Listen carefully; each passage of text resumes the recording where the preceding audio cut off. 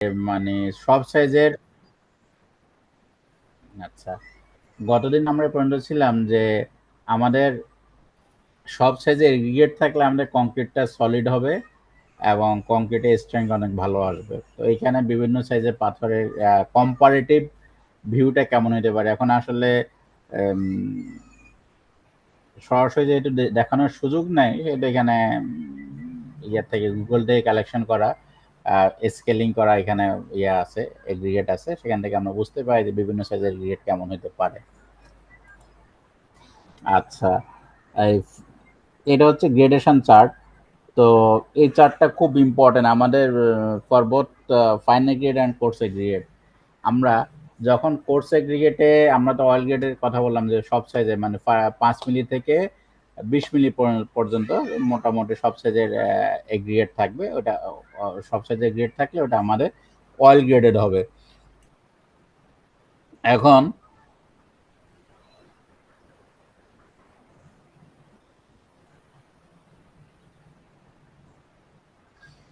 এখানে fine এগ্রিগেটের gradation চার্টটা দেখানো আছে। ফাইন এগ্রিগেটের গ্রেডেশন আমরা যখন 5 মিলি থেকে 25 মিলি পর্যন্ত 5 মিলি থেকে 20 মিলি পর্যন্ত আমরা কোর্স এগ্রিগেটটা ইয়ে করতেছি, তেমনি ফাইন এগ্রিগেটের গ্রেডেশনটা আমরা কিভাবে করি কারো জানা আছে? মানে অয়েল গ্রেডেড কিভাবে ফাইন এগ্রিগেটের আমরা যখন কাস্টিং করি তখন লোকাল স্যান্ড এবং কোর্স স্যান্ড মানে যেটা বলি সাদা বলে এবং লাল বালু, যদি বাংলায় বলি মানে খাঁটি বাংলায় সাদা বলে এবং লাল বালু মিক্স করি না আমরা কাস্টিং এর সময়? দুইটা সাদা বালু একটা লাল বালু বা তিনটা সাদা বালু দুইটা লাল বালু, এই যে মিক্সিংটা করি এই মিক্সিং এর মাধ্যমে মানে লাল বালু যেটা সেটা হচ্ছে কোর্স স্যান্ড এফ এম হচ্ছে 2.5, আর ইয়ে সাদা বালু যেটা সেটা ফাইননেস হচ্ছে বা এফ এম হচ্ছে 1 বা 1.2 1.3 এমন আর কি, 1 থেকে 1.2 বা ম্যাক্সিমাম 4 থাকে আর কি।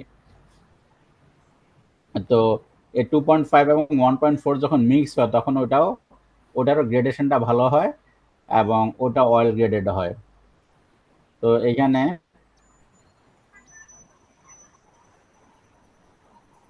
গ্রেন সাইজটা দেওয়া আছে। অয়েল গ্রেডেড কার মোটামুটি স্যান্ডের ক্ষেত্রে তো মোটামুটি এমন হবে আর কি অয়েল গ্রেডেড কার প্রাইস এখানে ফাইন থেকে ফাইন পয়েন্ট যেটা আছে। আর গ্রাভেল থেকে এই পর্যন্ত যেটা আসলে গ্রাভেল স্যান্ড ক্লে সবকিছু এখানে আছে। আচ্ছা, তো স্যান্ড নিয়ে আর কোনো কোয়েরি আছে? আমরা কিন্তু স্যান্ডের ইয়াও দেখছি, এটাকে কি বলে, মাইক্রোস্কোপিক মাইক্রোস্কোপিক ভিউ দেখছি আমরা। আচ্ছা, অ্যাডমিকচার অ্যাডমিকচার নিয়ে তো আমরা কথাবার্তা বলছি অনেক। অ্যাডমিকচার আমরা বিভিন্ন কাজে ইউজ করি। একটা হচ্ছে উম, যখন আমাদের কংক্রিট, আমার এমন এমন ইমার্জেন্সি আছে যে কথার কথা আমার বাড়ির মেইন গেটের মানে বাড়ি হয়ে গেছে 5 বছর আগে, এখন বাড়ির সামনে ওয়াল করতেছে, ওয়ালের পর নিচে মানে ওয়ালও হয়ে গেছে, এখন গেটের নিচে যে বিমটা আছে, গেটের নিচে যে গেট বিমটা আছে, গেট বিমটা আমি কাস্টিং করতেছি। এখন এটা যদি আমি কাস্টিং করার পর আমি 28 দিন ওয়েট করি, আমার বাড়ির ভিতরে তো গাড়ি ঢুকানো সম্ভব না। এটাকে আমার 1 দিন বা 2 দিনে এটাকে রিলিজ করতে হবে, এটার উপরে আমি গাড়ি ঢুকাবো। তখন আমি র্যাপিড হার্ডেনিং সিমেন্ট অথবা অ্যাক্সিলারেটর ইউজ করবো। কংক্রিটে যদি অ্যাক্সিলারেটর ইউজ করি তাহলে এটা 1 থেকে 2 দিনে এটা যে আমাদের টার্গেট যে স্ট্রেংথ 3000 পিএসআই বা 4000 পিএসআই যেটা টার্গেট থাকে সেটা চলে আসবে। তো তারপর আমাদের যেমন আমরা আগে ডিসকাস করছি যে কংক্রিটে কংক্রিটে যদি ওয়াটার সিমেন্ট রেশিওটা বেশি হয় তাহলে কংক্রিটের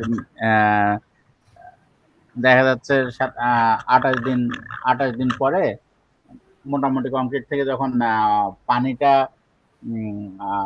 পানিটা ইভাপোরেট হয়, ইভাপোরেট হলে এখানে ভয়েড তৈরি হয়, ভয়েড তৈরি হলে কংক্রিটটা পোরাস হয়, পোরাস হলে আবার বাহির বাহির থেকে পানি আসে, পানি আসলে কংক্রিটের ভিতরে দেখা যাচ্ছে অনেক সময় ছাদ লিক করে অথবা অনেক সময় কংক্রিট আরসিসি ভিতরে যে রিইনফোর্সমেন্ট থাকে রড বা মাল্টি স্টিল, সেটাতে পানি আসলে সেটা কি হয় মরিচা পড়ে। তো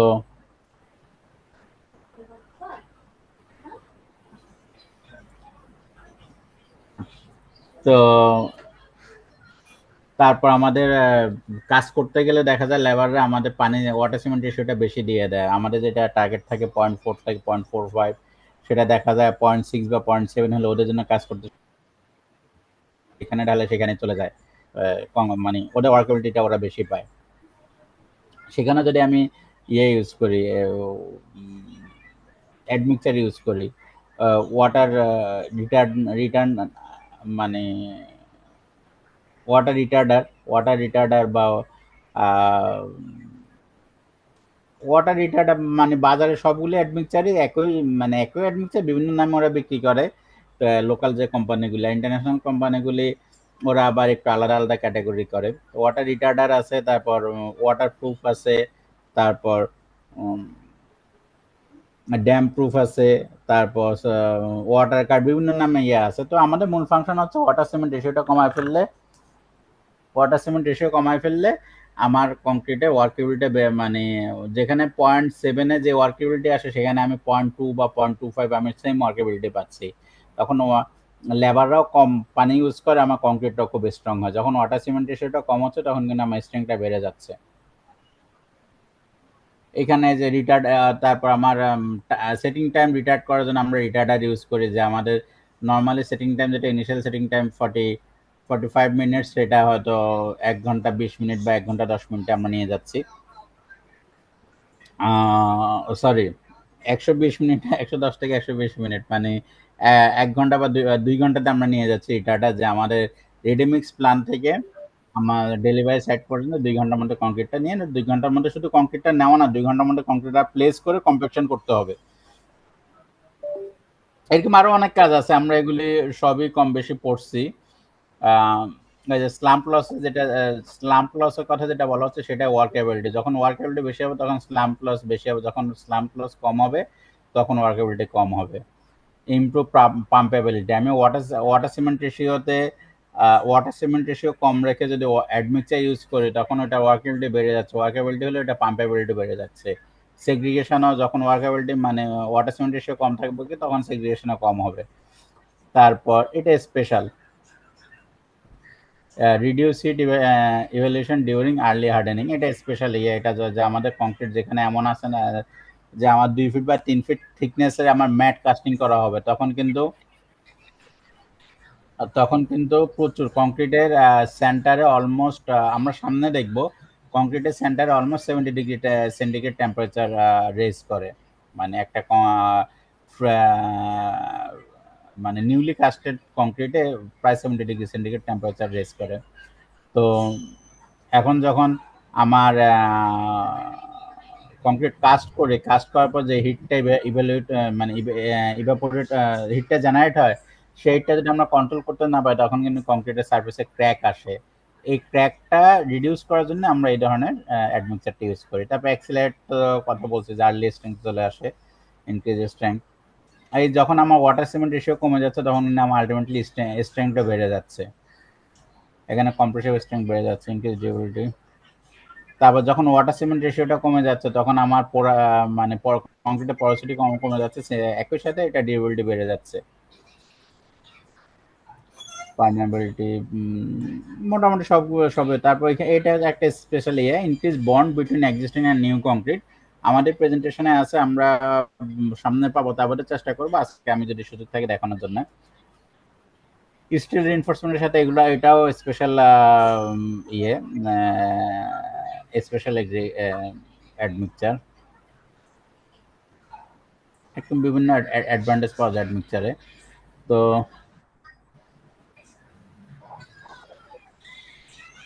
অ্যাডমিক্সারের যে আম, মানে রেশিওটা সেটা ম্যাক্সিমাম 5% হবে বাই সিমেন্ট ওয়েট। তো আমরা যেটা দেখা যায় আমরা এক ব্যাগ সিমেন্টের সর্বোচ্চ 200 থেকে 250 ml, এক ব্যাগ সিমেন্টটা 250 ml এর মতো আমরা ইউজুয়ালি ইউজ করি, এর বেশি আমরা ইউজ করি না।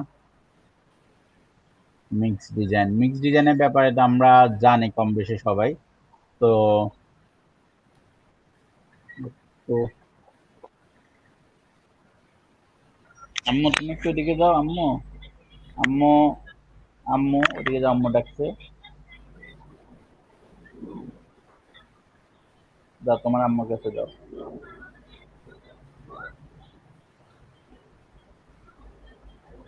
যাও, একটু লাইনে থাকে।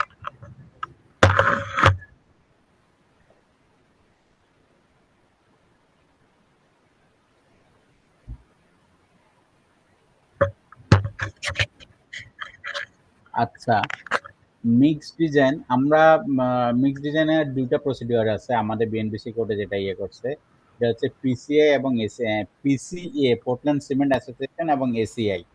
এই দুইটা মিক্স ডিজাইন আমাদের বিএনবিসি ফলো ফলো করে। আর এছাড়া ইন্ডিয়ান কোডে আছে, ইউরোপিয়ান কোডে আছে মিক্স ডিজাইন। তো আমরা মিক্স ডিজাইনে যে যেভাবে ম্যাথ সলভ করে আসছে ইঞ্জিনিয়ারিং ম্যাটেরিয়ালসে, সিমিলার প্রসিডিওরই।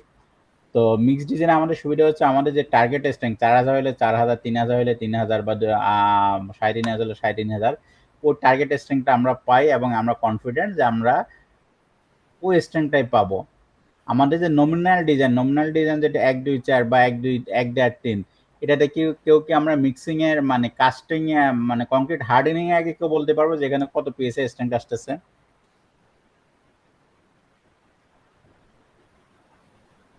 1 2 4 বা 1 1.5 3 এ আমার যে স্ট্রেংথ আসতেছে, আমরা তো এটা কি মানে হার্ডেনিং এ আগে 28 দিনের আগে কি বলা সম্ভব যে এটাতে 4000 পিএসআই আসবে বা 1500 পিএসআই বা না 2000 পিএসআই আসবে? এটা আমরা আন্দাজ করে নিচ্ছি। আর মিক্স ডিজাইনে কিন্তু আমরা 4000 বলে এটা 4000ই আসবে। তো তারপরে বাংলাদেশের পার্সপেক্টিভে আমরা যদি টার্গেট করি যে না, আমি 4000 না, আমার টার্গেট 4000, আমি 4200 পিসে টার্গেট করলাম, তাহলে আমার 4000 হয়তো 1 200 পিসে কম বেশি হইতে পারে। এই জন্য জিনিসটা মানে মিক্স ডিজাইনটা ইম্পর্টেন্ট। আমরা যে রেডিমিক্স প্ল্যান্ট থেকে যে কংক্রিটটা আমরা পারচেস করি ভলিউম বাই ভলিউম, সেখানে মিক্স ডিজাইন করা, এবং ওই মিক্স ডিজাইনের কারণে ওদের ইয়েটা ভালো আসে। মানে 4000 বললে 4000-এ আসে, হয়তো 1 200 কম বেশি হয়। 4000 মানে মিনিমাম 4000 বললে মিনিমাম 4000 থাকে, 1 200 বেশি হয়, কম হবে না। কারণ কম হলে রেডিমিক্সের কিন্তু একটা ইয়ে আছে, ক্রাইটেরিয়া আছে।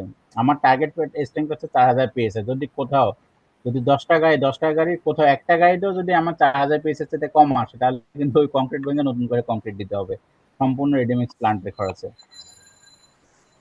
এটা কিন্তু ভোক্তা অধিকারের রাইট। কারণ সে আমাকে 4000 পিএসএ কংক্রিট দেওয়ার কথা, 4000 সে দিছে আমাকে, দেওয়ার পর আমি 4000 পাই নাই। পাই নাই মানে সে আমাকে মানে সাবস্ট্যান্ডার্ড ম্যাটেরিয়াল বা সাবস্ট্যান্ডার্ড প্রোডাক্ট দিছে। এটা যদি আমি ভোক্তা অধিকারে ক্লেম করি, সে কিন্তু এটা দিতে বাধ্য। এটা নর্মালি হয় না। আচ্ছা, এখানে ওই যে যে প্রসিডিওর গুলি আছে, এই প্রসিডিওর গুলি এখানে বলা আছে মিক্স ডিজাইনে। তো আমি এগুলো ডিসকাস না করলাম, এগুলো তোমাদের জানা আছে। আচ্ছা, নমিনাল ডিজাইন আমরা কিভাবে করি একজন বলো তো? নমিনাল যে মিক্স ডিজাইন, যে কোনো একজন বলো, সমস্যা নেই।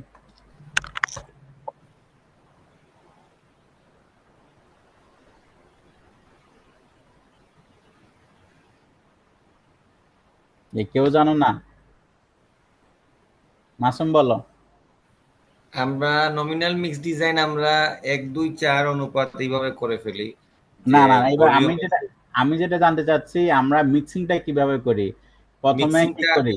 প্রথমে প্রথমে খড় ফেলি, হ্যাঁ খড় হ্যাঁ উপরে বালু ফেলি, বালুর তারপর উপরে সিমেন্ট ফেলি, সিমেন্ট ফেলে হ্যাঁ তারপরে পানি ফেলি, পানি দেই তারপর তারপর আমরা ওই যে বেলচা দিয়ে বা মিক্সার কোদাল দিয়ে মিক্স করি।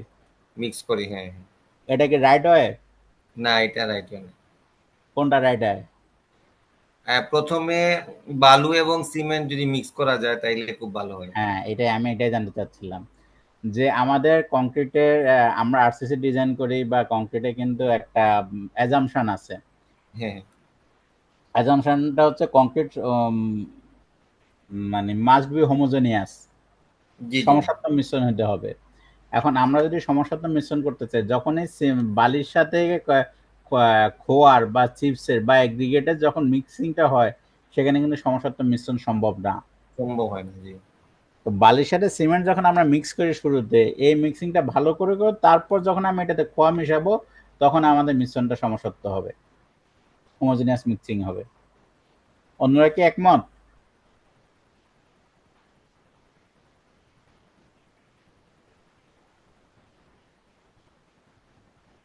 অন্যরা কি একমত? শুনতে শুনতে পাচ্ছ আমাকে? জি ভাই। জি ভাই।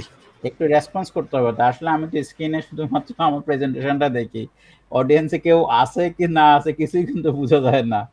তো একটু রেসপন্স করতে হবে। আমি তো, তোমরা তো আমাকে দেখা যায় গভীর গুহায় একা একা ফেলে তোমরা চলে যাচ্ছ, জিনিসটা এমন হয়ে যাচ্ছে। আমি কোশ্চেন করলে একটু রেসপন্স করো না, ভাই আমরা আছি। না পারলে ভাই বলো আমরা ভাই আমি জানি না। আচ্ছা, আহ, তো এখানে তো আসলে কথাবার্তা সব হয়ে গেছে, এখানে তো আর মিক্স ডিজাইন নিয়ে আর কিছু বলার দরকার আছে? আচ্ছা, এখানে যে জিনিসটা খেয়াল, আমরা যদি মানে ফ্রেশ কন্ডিশনে আসলে বোঝা মুশকিল ইয়াটা মিক্সিংটা পারফেক্ট হয়েছে কিনা, এটা তারপরে দিয়েও মানে বোঝা যায় না। তারপরে দিয়েও কিছু যদি আমরা ইয়ে মানে বোঝার জন্য যদি কিছু গাইডলাইন ফলো করি, কংক্রিটের কালারটা ইউনিফর্ম হবে, এক জায়গায় একরকম কালার হবে না, এক জায়গায় গাঢ় হবে না, এক জায়গায় হালকা হবে না, এক জায়গায় মানে যদি খোয়া ইউজ করি এক জায়গায় লাল হলো, এক জায়গায় গাঢ় অ্যাশ কালার হলো, সেটা হবে না, মানে ইউনিফর্ম কালার হবে, তাহলে বোঝা যাচ্ছে এটা উম, একরকম হবে। আবার হোমোজেনিয়াস থাকবে, যেটা আমরা বা মানে কংক্রিট মিক্সিং এর মূল থিমটা হচ্ছে আমার মিক্সিংটা হোমোজেনিয়াস হবে, এটাতে সেগ্রিগেশন হবে না, হোমোজেনিয়াস হবে, সেগ্রিগেশন হবে না, এটা অয়েল গ্রেডেড হবে। মোটামুটি এই তিনটা জিনিস ধরে রাখলে কিন্তু কংক্রিটে ফুল আমাদের যে টার্গেট কোয়ালিটি, ফুল টার্গেট কোয়ালিটি আনা যায়। রেডিমিক্স কনক্রিটে যে স্ট্রেংথ যেটা চাইছি সেটাই দিছে, এটা কিভাবে বুঝতে পারবো সাইটে? রেডিমিক্স কংক্রিটে তো আমরা করি, তারপর স্ট্রেংথটা হচ্ছে 3 দিন, 3 দিন 7 দিন 28 দিন, 3 7 28 না 3 14 28 মাসুম? 3 7 28। 3 7 28। 3 7 28, হ্যাঁ আমার মানে আমাদের এত এত ফিগার মনে রাখতে হয়, এগুলি আসলে মাথায় থাকে না। যে যে যে যেই ট্র্যাকে কাজ করে সে সেই ট্র্যাকের ফিগারগুলি মনে থাকে। তাহলে কি ভাই ফার্স্টে স্যাম্পল দিয়ে ওটা স্ট্রেংথ চেক করা হয়, এরপরে কি ওই মানে ওই অনুপাতেই বানায় দেয় এমন কিছু? না না, রেডিমিক্সে হচ্ছে আমাদের যে ইয়েটা, আমরা এই যে এখানে দেখলাম, আমরা যদি 4000 PSI কংক্রিট চাই, 4000 PSI কংক্রিটে এই যে এখানে যে 8 9টা, এখানে কটা ধাপ আছে, 4 4 8 9 9টা ধাপ আছে, এই 9টা ধাপ ফলো করলে 4000 PSI চলে আসবে। প্রথমে আমাদের স্লাম চুজ করতে হবে, তারপর আমাদের ম্যাক্সিমাম সাইজ অফ এগ্রিগেট, তারপর water mixing of water and air content, selection of water cement, মানে এখানে যে প্রসিডিউর গুলি আছে, এসিআই মিক্স ডিজাইন তোমরা বইতে দেখবা বা নেটে সার্চ দিলে তোমরা দেখবা, এটা টার্গেট করলে মানে এটা যদি তুমি ফলো করো, ফলো করলে কিন্তু তোমার 4000 PSI চলে আসবে। মানে যে 4000 PSI না, যে টার্গেট, যে স্ট্রেংটা টার্গেট করতে সেই স্ট্রেংটা আমাদের চলে আসবে। না মানে ভাই আমি বলতে চাচ্ছি, মনে করেন সাইটে হচ্ছে আমি রেডিমিক্স কনক্রিট অর্ডার দিলাম আর কি, তো হ্যাঁ, সেক্ষেত্রে যখন আসলো এটা যে আমি যেটা চাইছি সেটা আছে কিনা, মানে সাইটে এটা বোঝার কোনো উপায় আছে? না এটা তো 28 দিনের আগে বোঝার সুযোগ নাই। হ্যাঁ সেটাই বললাম ভাই, যে সেক্ষেত্রে সেটা যে আমি ইউজ করতেছি বা এটাতে কোনো প্রবলেম হবে কিনা কিভাবে বুঝবো আর কি, এটাই। না এটা তো আমরা ওই যে যখন কংক্রিট কাজ করি আমরা সিলিন্ডার রাখি না, জি ভাই। আমরা তো সিলিন্ডার রাখি, প্রতি গাড়ির থেকে 2 সেট বা 3 সেট সিলিন্ডার রাখা হয়। 2 সেট, এক সেট মানে মিনিমাম এক সেট তো থাকে, কখনো কখনো 2 সেট 3 সেটও রাখা হয়, মিনিমাম এক সেট সিলিন্ডার থাকে, এক সেট মানে 3টা সিলিন্ডার। টেস্ট করলে আমরা হয়তো 3 দিনে একটা সিলিন্ডার, একটা 14 দিন 7 দিনে, আর একটা 28 দিনে ক্রাশ করলে 3 দিনে আমাদের টার্গেট স্ট্রিং থাকে, সেটা যদি আমি 3 দিনে পেয়ে যাই আমি আলহামদুলিল্লাহ, যদি 7 দিনেরটা 7 দিনে পাই আলহামদুলিল্লাহ, এরপর 28 দিন। আচ্ছা,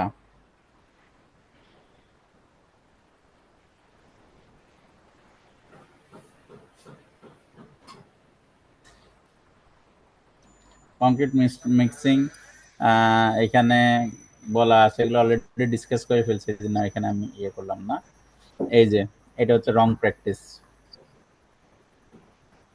এটা হোমোজেনিয়াস, হোমোজেনিয়াস মিক্সিং এটা সম্ভব না, অথচ আমাদের বাংলাদেশের 99.99% মিক্সিং এভাবে হয়।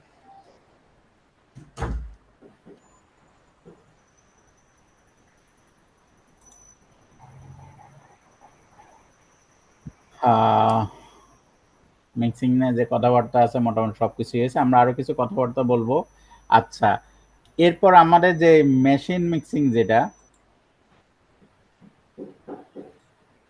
এই যে mixture machine, mixture machine mixture মেশিনে মিক্সিং এর কিন্তু কিছু নিয়ম আছে। মিক্সচার মিক্সচার মেশিনে হচ্ছে তুমি প্রথমে অল্প কিছু পানি দিবা, সেটা নিয়ার অ্যাবাউট 10% পানি, 10% পানি দিবা। পানি দেওয়ার পর তুমি তোমার বালি দাও, খোয়া দাও, সিমেন্ট দাও।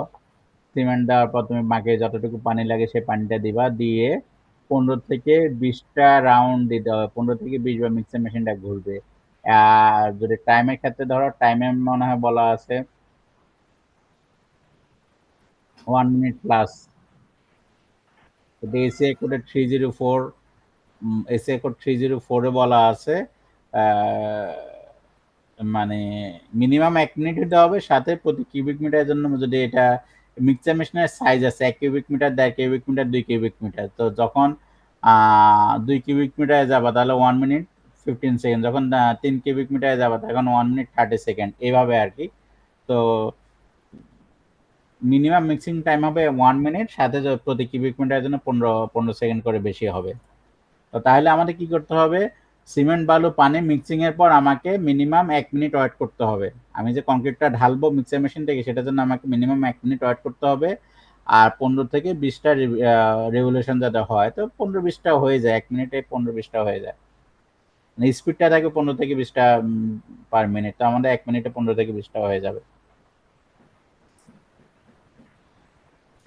তো যদি এটা যদি আমার এই 15 থেকে 20টা রোটেশন বা রিভলিউশন যদি না হয়, তাহলে কি হতে পারে, আমার স্ট্রেংথ কম আসতে পারে, মিক্সিং পুয়ার হতে পারে, কংক্রিটটা নন হোমোজেনিয়াস হতে পারে, ভয়েড থাকতে পারে, আরো নানান ধরনের প্রবলেম থাকতে পারে, সেগ্রিগেশন হতে পারে। ভাই আসসালামু আলাইকুম। ওয়ালাইকুম ভাই আসসালাম। জি ভাই ভাই, আমার একটা প্রশ্ন ছিল এই মিক্স ডিজাইন নিয়ে আর কি। বলো বলো। আহ, আচ্ছা, আমরা যখন স্ট্রাকচার ডিজাইন গুলো দেখি আর কি, ওখানে দেখা যায় মানে বিভিন্ন হচ্ছে লোড বিয়ারিং যে স্ট্রাকচার গুলো বা কম্পোনেন্ট গুলো থাকে, ওখানে আপনার মেনশন করা থাকে যে এই পর্শনে আমি 3000 PSI বা 3500 PSI ইউজ করব, তারপর বিভিন্ন পর্শনে বিভিন্ন রকম পিএসআই ভেরিয়েশন থাকে। মানে এই জিনিসটা কি আমি কেমনে বুঝবো যে যখন ডিজাইনটা করব, মানে ওটা কি আমার লোড কতটুকু আসতেছে তার উপর ডিপেন্ড করে এই মিক্সিং আমি মেশিনটা বুঝছি, আমি মূলত ভেরিয়েশন। এখানে মূলত দুইটা ইয়ে থাকে। একটা হচ্ছে বিমে থাকে 2500 PSI বা 3000 PSI, কলামে থাকে 4000 PSI। তো এটাই তো বলতে চাচ্ছ তুমি, যে কলামে 4000 PSI, জি বিমে ভাই। 2500 PSI কেন? এখন আমরা যখন ডিজাইন করি, মানে এগুলা কি ফিক্সড থাকে নাকি নাকি না না, ভেরিয়েশন আসে যে আমি দেখা আমি বলি, আমি একটু বলি। এটা হচ্ছে আমরা যখন ডিজাইন করি, আমরা তো জানি আমাদের কোথায় কি অ্যাজাম্পশন আছে। আমার আমার নিজের এক্সপেরিয়েন্স, আমার এক ক্লায়েন্ট দক্ষিণখানে, আমার খুব কাছের রিলেটিভ, আমার বন্ধুর মতো রিলেটিভ। তো ওনাকে আগে জিজ্ঞেস করছে, আপনি কি কলামে পাথর ইউজ করবেন না ব্রিক চিপস ইউজ করবেন? বলে পাথর, ব্রিককে কোনো ইয়ে হবে না। তো পাথর ইউজ করলো। পাথর বলছে, আমি 4000 PSI ধরে কলাম ডিজাইন করে দিলাম। নিচতলা কমপ্লিট হয়েছে, দোতলা যায় বলে পাথরও অনেক বেশি খরচ হয়ে যায়, আমি ব্রিক চিপস ইউজ করব। তখন আমরা বিপদে পড়ি না ডিজাইনাররা? এই কারণে জি ভাই। স্ট্রাকচারের ক্লায়েন্টের এগিয়ে নিতে হবে, আপনি কি ব্রিক চিপস ইউজ করবেন না স্টোন চিপস ইউজ করবেন। আর আমাদের যে seismic zone criteria, seismic zone 4 Sylhet অঞ্চল, সিসমিক জোন 3, 2, এইসব মানে আমাদের জোন ওয়াইজ, তো যেমন সিসমিক জোন 1-এ মিনিমাম কংক্রিট স্ট্রেংথ 2500 PSI। আমাদের ঢাকাতে মিনিমাম, ঢাকা থেকে সিলেট পর্যন্ত মিনিমাম কংক্রিট স্ট্রেংথ হচ্ছে 3000 PSI। তো এখন আমি যদি ঢাকায় একটা বিল্ডিং ডিজাইন বা সিলেটে একটা বিল্ডিং ডিজাইন করতে গিয়ে দোতলা বা তিনতলা বিল্ডিংও যদি বলি, তাহলে কি আমি 2500 PSI কংক্রিট বিল্ডিং করতে পারবো? পারবো না, কারণ আমার কোডে বলা আছে minimum concrete testing should be 3000 PSI। তো সিসমিক জোনে, সিসমিক ডিজাইনে আর কি, আমি বলতেছি না ইয়ে। এখন সিসমিক জোন, সিসমিক ডিজাইন মানে সিসমিক, আবার সিসমিক ডিজাইনের ক্ষেত্রে বলা আছে সিসমিক জোনে আমার সিসমিক ডিজাইন করতে হবে। মানে আমি সিলেটে কোনোভাবে নর্মাল বিল্ডিং ডিজাইন করার সুযোগ নেই। আমরা কোডের আর্টিকেলগুলি দেখবো, সমস্যা নেই, সামনে আছে আমাদের। তো আমি যখন সিসমিক ডিজাইন করতে যাচ্ছি আমার মিনিমাম কংক্রিট টেস্টিং হচ্ছে 3000 পিএসআই। এখন আমি ব্রিক চিপস ইউজ করে তো আমার এখানে কাজ করার সুযোগ নেই, এখানে আমার পাথর ইউজ করতে হবে। এখন আমাদের যেমন স্ল্যাবে থিকনেসটা মানে স্ল্যাবের একটা ইন্টারেস্টিং ব্যাপার আছে, বলতে পারো কেউ স্ল্যাবের থিকনেসটা কিসের উপরে ডিপেন্ড করে, বা স্ল্যাব থিকনেসের মিনিমাম স্ল্যাব থিকনেসের ফর্মুলা কি, কে বলতে পারবে? ভাই মানে দুইটা ফর্মুলা আছে, কিন্তু আমরা নর্মালি যেটা ইউজ করি পেরি পেরি বাই 180, মানে এটা খুবই মানে একটা নর্মাল আর কি। কিন্তু একদম অ্যাকুরেট যদি আমি কোনো থিকনেসটা পাইতে চাই তাহলে আর একটা বড় একটা সূত্র আছে, এটা এখন মনে নেই আর কি আপাতত। আচ্ছা, ওটা হচ্ছে ln ইন্টু 0 পয়েন্ট মানে 0, ওই যে f5/2 লক্ষ, ওটাই তো জিরো জি পয়েন্ট। জি, হ্যাঁ হ্যাঁ হ্যাঁ, ওইটাই। আচ্ছা ঠিক আছে। এখন পেরিমিটার বাই 180, এটা তো ভাই 1976 এটা বাদ দিয়ে দিছে, এটা কেন আমরা এটা নিয়ে এখনো বসে আছি? না ওটা ইজি তো, ওই জন্য মনে ছিল না আর কি। তো না, দেখা আমি যাচ্ছে আমি বলতেছি না তোমার মনে থাকা ইয়ে না, আমাদের ইয়েটা হচ্ছে কি, আমরা আমি যখন ইঞ্জিনিয়ারিং পড়ি, আমরা ডিপ্লোমায় মাসুম আমরা কি ইতিহাস পড়ছিলাম? হ্যাঁ হ্যাঁ পড়ছি। হুম। আমরা যখন ইতিহাস নিতে পড়াচ্ছিল আমাদেরকে, আমরা চিন্তা করছি যে ভাই এটা কেন কেন পড়ায়? এগুলো কেন পড়ায়, কিন্তু ইতিহাসটা জানা প্রয়োজন। ইতিহাস জানা প্রয়োজন, আমার বাংলাদেশের ইতিহাস যেমন জানা প্রয়োজন, আমার তেমনি বাংলাদেশের মাটির ইতিহাস জানা প্রয়োজন, তেমনি আমার এই যে সিসমিক মানে সিসমোলজি ইতিহাস জানা প্রয়োজন, তেমনি আমাদের ম্যাটেরিয়াল বা আমাদের ডিজাইনের ইতিহাসটা জানা প্রয়োজন। মানে আমি যে ডিজাইন করতেছি, আমি বিএনবিসি বা এসিআই কোড ইতিহাস যদি না জানি তাহলে আমার তো ডিজাইন হবে না। কারণ এসিআই কোড 1976 সালে এই স্ল্যাব পেরিমিটার বাই 180 এই ফর্মুলা ওরা বাদ দিয়ে দিছে, এই ফর্মুলা ওরা কনসিডার করতেছে না। সেখানে আমরা এখনো সেই কনসেপ্ট যেটা ওই যে মানে দাদারা দাদারা দাদার আব্বার কি বলে না, বড় আব্বা। না ওইটা তো ইউজ করে না, কিন্তু এখন দেখা না যাচ্ছে না, আপনার এখনো মানে অনেক ইউজ দুইটার করে, মধ্যে অনেক। হ্যাঁ, এখনো ইউজ করে ভাই, আমি প্রচুর পাই, এখনো ইউজ করে। আমি কিন্তু যখন ডিজাইনে ইয়ে জি, করতে যাই, আমি তো আজকে নতুন না, অনেকে ক্লাস নিছে, এখনো হ্যাঁ ইউজ করে এটা। এটা ইউজ করা যাবে না। হ্যাঁ, হ্যাঁ, জি জি, কিন্তু দুইটার মধ্যে আবার অনেক বেশি ভেরিয়েশন আসে, মানে না, অনেক তফাৎ হয়ে যায় আর কি, মানে আচ্ছা, থিকনেসটা। কেন আসে? কেন আসে সেটা হচ্ছে, পরে যে ফর্মুলাটা minimum thickness t minimum equal to ln into f5/2 লক্ষ 0.8 প্লাস মানে plus divided by 0.8 plus 9 beta 1, আর উপরে কি যেন ছিল এটা ভুলে গেছি। আচ্ছা, ওই যে ফর্মুলা, এই ফর্মুলায় স্ল্যাব ডিফ্লেকশনটা কনসিডার করা হয়েছে। আমাদের স্ল্যাব পেরিমিটার বাই 180 এই ফর্মুলায় কিন্তু স্ল্যাব ডিফ্লেকশনটা কনসিডার করা হয় নাই, এটা হচ্ছে ডব্লিউএসডি ফর্মুলা। আচ্ছা যাই হোক, সেটা ইস্যু না, সবচেয়ে বড় ইস্যু হচ্ছে আমাদের যে নতুন ফর্মুলা যেটা কথা বলতেছি, যে 2 স্ল্যাবের মিনিমাম থিকনেসের যে ফর্মুলা বলতেছি, এইটাতে কিন্তু একটা ইন্টারেস্টিং ব্যাপার হচ্ছে, এটা তোমরা খেয়াল করছো কিনা আমি জানি না, আমার কিন্তু 40 গ্রেড 60 গ্রেড বা 75 গ্রেড রড যখন আমরা গ্রেড ডিফার করি তখন কিন্তু থিকনেস ডিফার করে, এটা তোমরা খেয়াল করছো?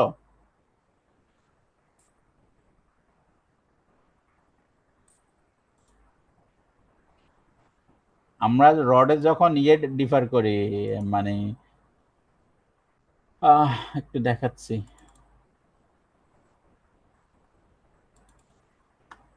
দেখাবো না, ক্লাস আগায় যাব। দেখেন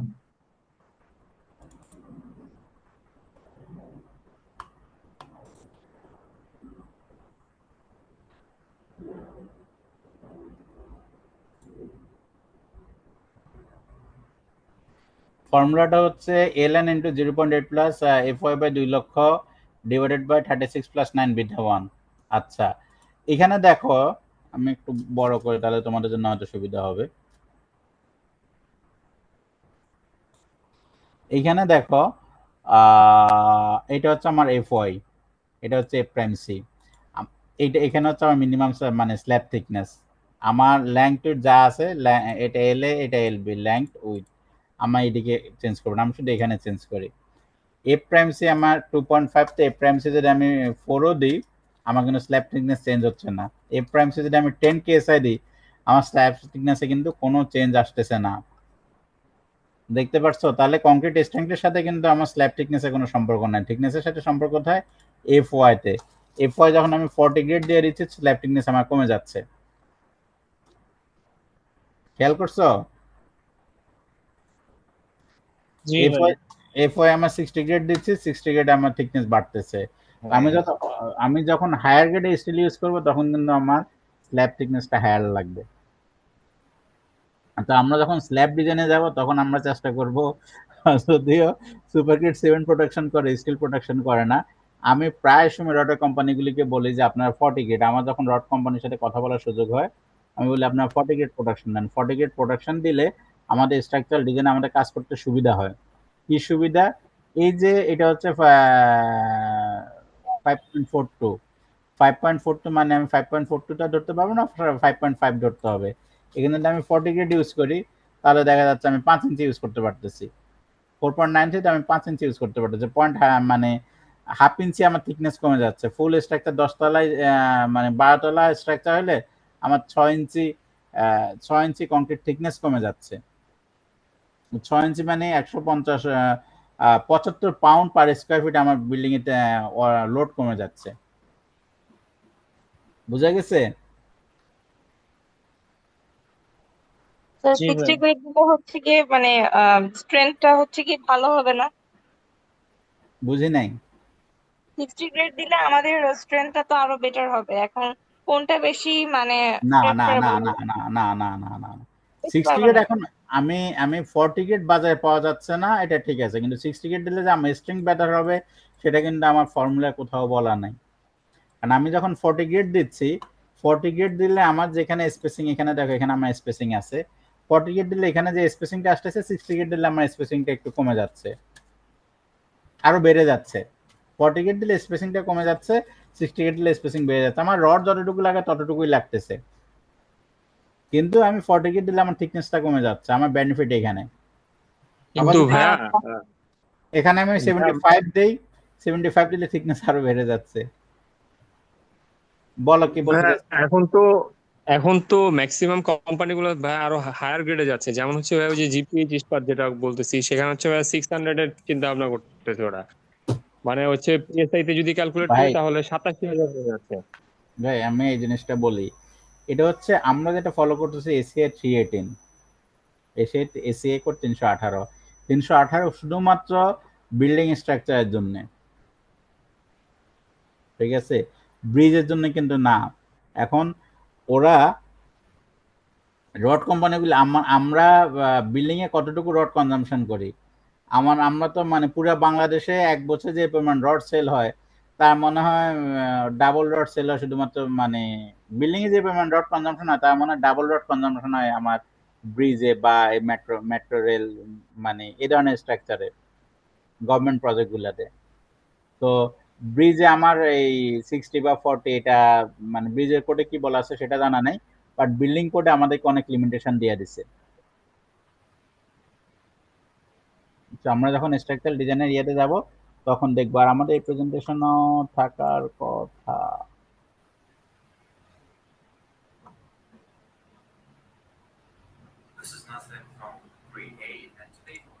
এই যে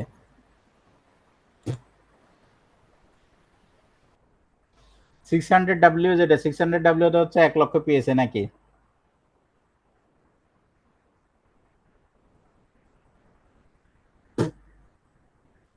600W মানে 1 লক্ষ পিএসআই। তো এখানে দেখো এসিআই কোডে, এসিআই 19 কোডে এটা রিভাইজ করছে, এর আগে তো আরো কম ছিল। এখানে আমাদের seismic flexural design, axial force and shrinkage temperature. Flexural design মানে আমাদের মোমেন্টের জন্য, অ্যাক্সিয়াল ফোর্স আর শ্রিঙ্কেজ টেম্পারেচার তো আমাদের মিনিমাম ইয়ে করতে হয়। স্পেশাল সিসমিক, আমাদের সিসমিক ডিজাইনে আমরা স্পেশাল স্পেশাল মোমেন্ট ফ্রেম যেগুলো সেটাতে আমাদের maximum value of F Y হচ্ছে 80 কেএসআই।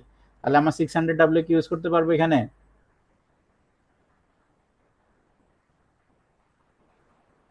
সুযোগ নাই। স্পেশাল স্ট্রাকচার ওয়াল, আমি যদি ওই যে শিয়ার ওয়াল বা রিটেনিং ওয়াল, সেখানে আমি 1 লক্ষ পিএসআই ইউজ করতে পারবো। আদার আমি আদার আদার স্ট্রাকচার বা আদার রিইনফোর্সমেন্ট যেটা, সেটা এখানে আমি 1 লক্ষ ইউজ করতে পারবো। ল্যাটারাল বারের জন্য আমাকে এটা আবার সুযোগ দিয়ে দিয়েছে, lateral longitudinal bar concrete or concrete confinement, যেটা হচ্ছে কংক্রিট কনফাইনমেন্টটা হচ্ছে আমাদের টাই, কলাম টাই, সেখানে এটা আমরা 1 লক্ষ পিএসআই ইউজ করতে পারবো, সেটা আমাদেরকে পারমিশন দিয়ে দিছে। ভাইয়া এখন ম্যাক্সিমাম লিমিটেড থেকে যদি বেশি ইউজ করি সেক্ষেত্রে প্রবলেম কি হতে পারে ভাইয়া? প্রবলেম কি হতে পারে, এখানে তো কোডে যে লেভেলের রিসার্চ করে কোডটা তৈরি হয়েছে, যে লেভেলের টেস্ট করে কোড তৈরি হয়েছে, ওই ধরনের টেস্ট তো আমরা বাংলাদেশে করি না। এক, কি প্রবলেম মানে কি ধরনের আসতেছে, মানে কি ধরনের কমপ্লিকেশন তৈরি হবে, সেটা আমরা জানি না। এটা যদি জানতে হয় তাহলে আমাদেরকে আরো ডিপলি লেখাপড়া করতে হবে, বিভিন্ন ধরনের আর্টিকেল ঘাটাঘাটি করতে হবে। তবে আমি যতটুকু করি যে আমাদের কংক্রিটটা তো 4 সিসি, কি 8 সিসি স্ট্রাকচার মূল ফাংশন কি, মানে 8 সিসিটা হচ্ছে একটা কাপল। আমি যদি মানে তোমাদেরকে তো বোঝাতে একটু ইজিলি বোঝাতে হয়, সমান এবং বিপরীতমুখী বল দিয়ে তার কাপল তৈরি হয়। 8 সিসি হচ্ছে কম্প্রেশন এবং টেনশন, টেনশন একদিকে কাজ করে, কম্প্রেশন আরেকদিকে কাজ করে।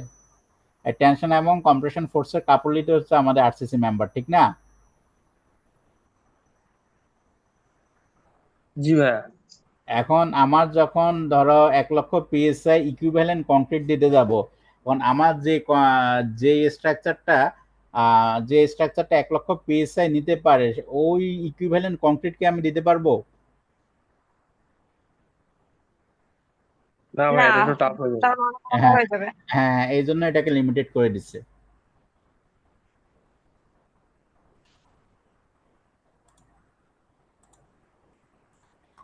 এখন রড কোম্পানি যারা আছে, আমি জিপিএস এ মেট্রোলজির যিনি ইনচার্জ আছেন, ভদ্রলোকের নাম ভুলে গেছি, জিপিএস এ হেডকোয়ার্টার যে এই যে চট্টগ্রামের সীতাকুণ্ডের ওইখানে আমি জিপিএস ফ্যাক্টরি ভিজিট ওইখানে কথা বলছি। তো ওনারা বললো আমাদের কাছে এই ধরনের কেউ আসে নাই। আমি বললাম আপনাদের কাছে তো, আপনারা তো বুয়েটের স্যারদেরকে নিয়ে আসেন, এখন আপনারা যেভাবে বলেন সেভাবে ওনারা কথা বলবো। এখন আমরা যখন রিয়েলিস্টিক ফিল্ডে কাজ করতে যাই, আমরা তো এটা ফেস করি। এখন ধরো 4 তলা বা 6 তলা একটা বিল্ডিং বা 10 তলা একটা বিল্ডিং, ওই যে সদরঘাটে চিপে যায় একটা বিল্ডিং ডিজাইন করতে হবে, সেখানে ফাউন্ডেশন উইড পাওয়া যায় না, কলামে কলাম যে একটু ভালো কলাম দিবে সেই সুযোগ পাওয়া যায় না, মাটি খারাপ, কত কমপ্লিকেশন আমরা ডিজাইনগুলি করি। ওইখানে তো বুয়েট যায় ডিজাইন করে না, বুয়েটের প্রফেসররা যায় ডিজাইন করে না, ওনারা ডিজাইন করে সরকারি প্রজেক্ট, বিশাল 50 বিঘা জমি আছে, তার উপরে 10 কাঠার উপরে একটা বিল্ডিং হবে। এই ধরনের ডিজাইনগুলি তো হয় বুয়েটের কনসালটেন্সি, সরকারি কনসালটেন্সিগুলি করে বুয়েট। তো এখন ওনাদের তো ডিজাইন করতে কোনো সমস্যা নেই, কিন্তু আমরা যখন ডিজাইন করতে যে কমপ্লিকেশনগুলি ফেস করি, এগুলির জন্য আসলে আমরাও ভয়েস রেজ করতে হবে।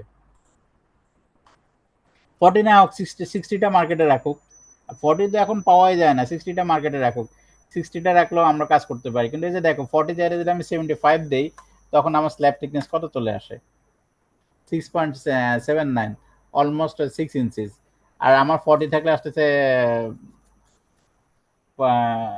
5 ইঞ্চি, মানে 1 ইঞ্চি বেশি। 1 ইঞ্চি বেশি মানে একটা 12 তলা বিল্ডিং এ 1 ফিট কংক্রিট বেশি লাগতেছে প্রতি স্কয়ার ফিটে, মানে প্রতি স্কয়ার ফিটে 150 পাউন্ড। কি পরিমাণ মানে কত কোটি টাকা তাহলে স্যার, মানে কত কোটি টাকার সেভ হচ্ছে তাহলে? কত কোটি টাকা, এটা তো আর ওইভাবে ইয়ে করতে পারেন। 150 পাউন্ড এক সিএফটি কংক্রিটের ভ্যালু হচ্ছে তোমার, এক সিএফটির দাম কত বর্তমান বাজার? প্রায় 300 টাকা। আচ্ছা, এখন যদি 1000 স্কয়ার ফিট হয় তাহলে 1000 সিএফটি, 1000 সিএফটি হলে এখানে 30 লক্ষ টাকার মতো আসতেছে। 30 লক্ষ না 3 লক্ষ, 3 লক্ষ টাকা। হুম হুম। তারপর এখন তোমারটা এটা শুধুমাত্র কংক্রিট সেভিং, এটাকে সাপোর্ট দিতে আমার ইয়েটা বাড়াইতে হচ্ছে, এটাকে কি বলে, রড বাড়াইতে হচ্ছে, আমার বিমের সাইজ বাড়াইতে হচ্ছে, আমার কলামের সাইজ বাড়াইতে হচ্ছে, আমার ফাউন্ডেশন সাইজ বাড়াইতে হচ্ছে, আমার লেবার কস্ট বাড়তেছে, আমার টাইম বাড়তেছে, অনেক অনেক ইস্যু আছে। এই জিনিসগুলি মানে আমি ডিসকাস করি মূলত বেসিক জিনিসগুলি। আমি তোমাদেরকে ক্যালকুলেশন করে স্ল্যাব থিকনেস বের হয়েছে, বিম এই জিনিসগুলি না, আমাদের রিয়েলিস্টিক ফিল্ডে আমরা যে কমপ্লিকেশনগুলি ফেস করি সেগুলো তোমাদের সাথে ডিসকাস করব। আমার সাথে দ্বিমত পোষণ করবা কেউ যে না আমি 75 গ্রেড ইউজ করলে আমার জন্য ভালো হবে? এমন কেউ থাকলে ভালো, আর্গুমেন্ট হলে ভালো, শিখা যায়।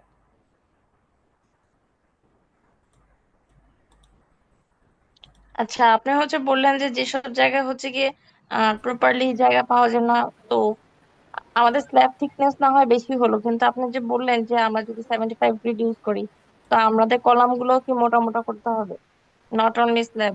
না না, এখানে মূল সমস্যা চলে আসে কি,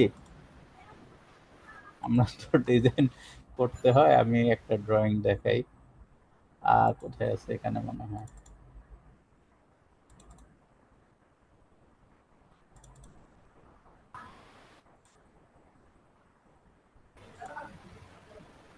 আমরা যখন স্ট্রাকচারের লোড বেড়ে যায় তখন আমাদের ফাউন্ডেশন সাইজটা বেড়ে যায় না? হ্যাঁ, ফাউন্ডেশন সাইজটা বেড়ে যায়। এখন যদি আমি বেড়ে যায়। পেরিফেরিতে জায়গা না পাই, আমি কি ফাউন্ডেশন দিতে পারবো? না। সমস্যা ওইখানেই। এই যে দেখো এখানে, এটা মাসুমের বাসার কাছে মেহেন্দিবাগের, এটা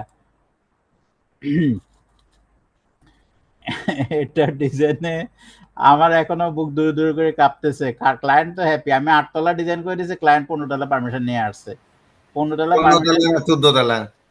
তো আমি তো 15 তলায় সেমি বেসমেন্ট আর 14 তলা, 15 তলায় তো। এটা তো রেশিও অনুযায়ী তো এত হাইটে যাওয়া যায় না। না শুধু সেটা না, আমি তো ইয়াকে বলছি, এই যে নাম কি, জীবনকে বলছে যে ভাই ক্লায়েন্টের সাথে আমার মিটিং করতে হবে, তারপর দরকার হলে আমি আর 3বার ডিজাইন করবো, কিন্তু এই ডিজাইন দিয়ে তুমি কনস্ট্রাকশনে যাইও না। এখানে এই যে তারা তো কনস্ট্রাকশন শুরু করে দিবে। আমি দেখি ইনশাল্লাহ হয়তো আগামী মাসে তোমাদের সিলেট আসতেছি। এইখানে এই যে মানে ওদের যে প্লটটা দেখো, খুব ন্যারো একটা প্লট। এই ন্যারো প্লটে কাজ করতে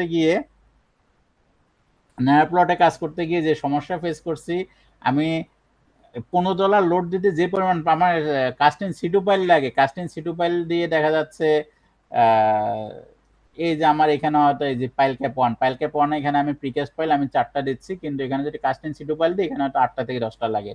এখন 10টা কাস্টিং সিটু পাইল দিব কিভাবে, আমার তো এদিকে বাউন্ডারি লাইন এটাই, আমি এর বাইরে যেতে পারতেছি না।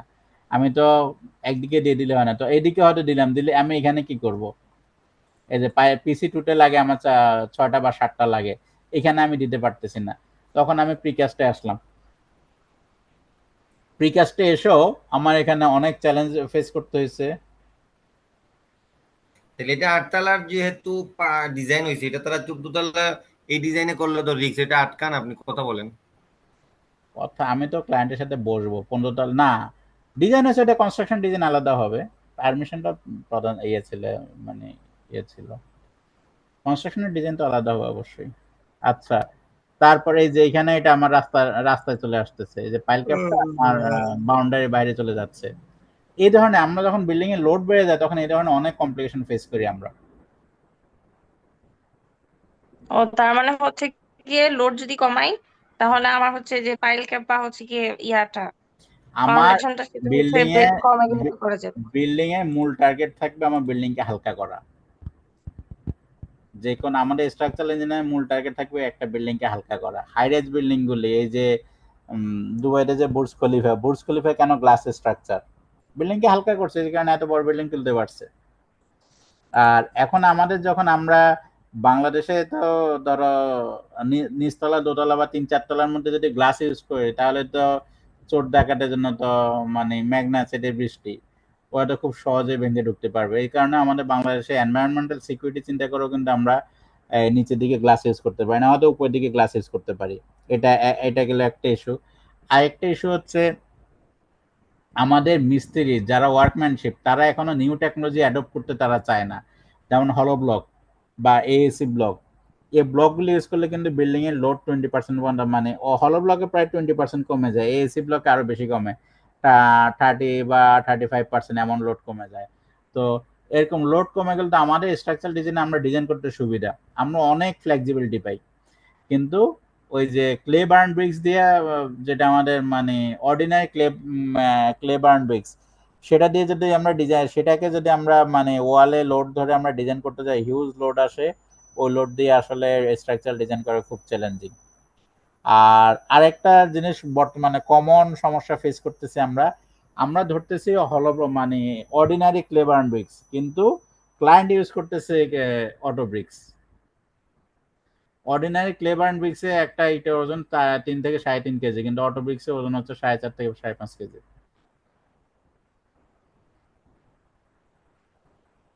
এটা একটা মানে তো অটো বুঝলাম ব্রিক্স না। কোনটা ভাইয়া? অটো ব্রিক্স হচ্ছে গ্যাসে পড়া যেটা। ও, আর একটা হচ্ছে মানে চিমনিতে পুড়ে। আরেকটা হচ্ছে মাঠে যে কয়লায় পড়া যেটা। তো ওইটা হচ্ছে কি আপনার আহ কম আর কি, ওয়েটটা কম হয়। কিছুটা কম, প্রায় 20%। না, ওয়াট সবচেয়ে কম হয় এএসি ব্লকে, অটোক্লেভ ব্লক যেটা। আচ্ছা, আমরা সেগুলো নিয়ে পরে ডিসকাস করবো, আমরা যখন ডিজাইনে যাব ডিজাইনে ডিসকাস করবো। এগুলো ডিসকাস করলে অনেক ইয়ে আছে, অনেক মানে আমি সিকোয়েন্সিয়ালি আগে চাচ্ছি। অলরেডি 11টা বাজে, আজকে কতটুকু আগাতে পারবো জানি না।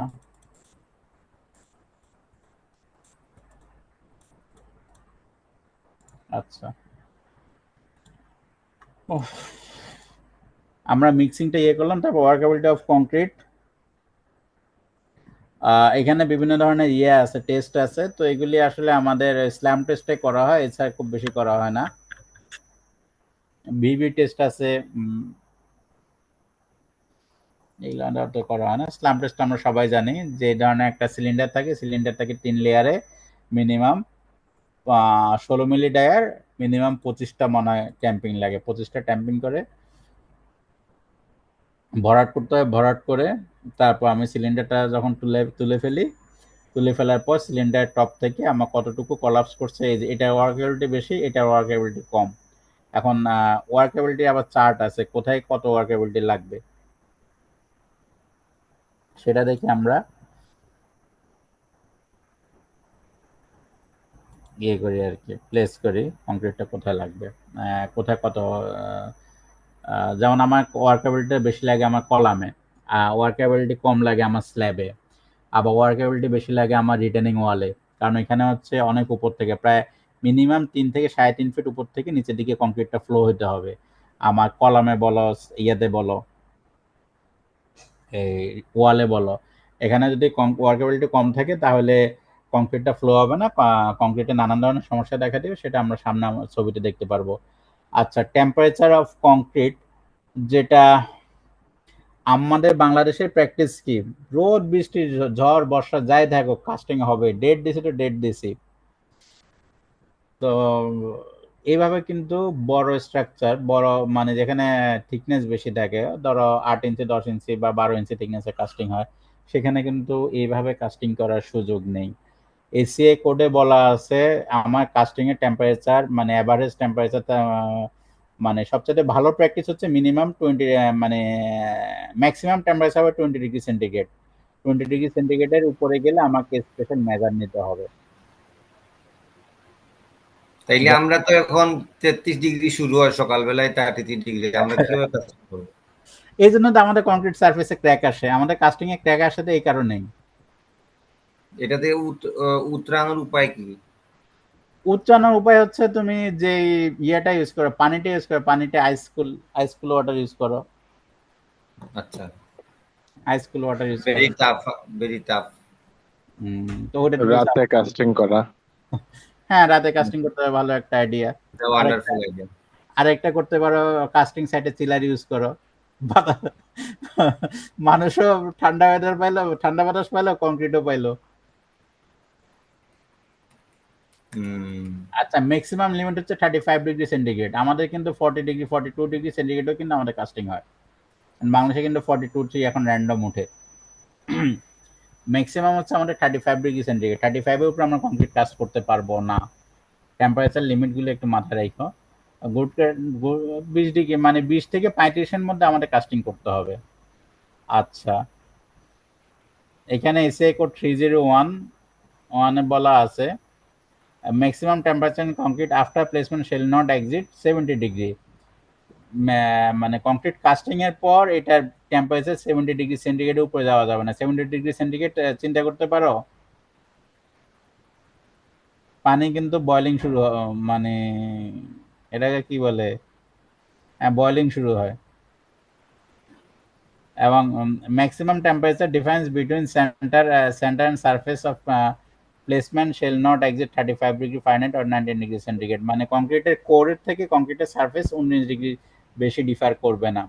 Rule of thumb, temperature should not be less than 5 degree. মানে আমাদের যখন শৈত্যপ্রবাহ চলে তখন কাস্টিং করা যাবে না এবং should not be higher than 35 degree. তাহলে 35 এর উপরে কংক্রিট কাস্টিং করা যাবে না, মোস্ট ইম্পর্টেন্ট। তোমরা তোমাদের তো আমি মাস্টারের সাথে শেয়ার করি না, অন্যদের সাথে শেয়ার করছি, তারপর তো আমি শেয়ার করে দেবো আবার। এই প্লিজ স্লাইড, স্যার। এই স্লাইডটা তোমরা চাইলে স্ক্রিনশটও রেখে দিতে পারো। এই স্লাইডটা রেখে দিবে, এটা যে কোড বলা আছে কোড এগুলো সব খুঁজে পাবা। 301 301 301 16। আচ্ছা, আমাদের যে এসিএ কোডে দেখবা যে 318 19 বা 318 25 বা এই যে 301 16, এটা দিয়ে কি বোঝায় কেউ বলতে পারো?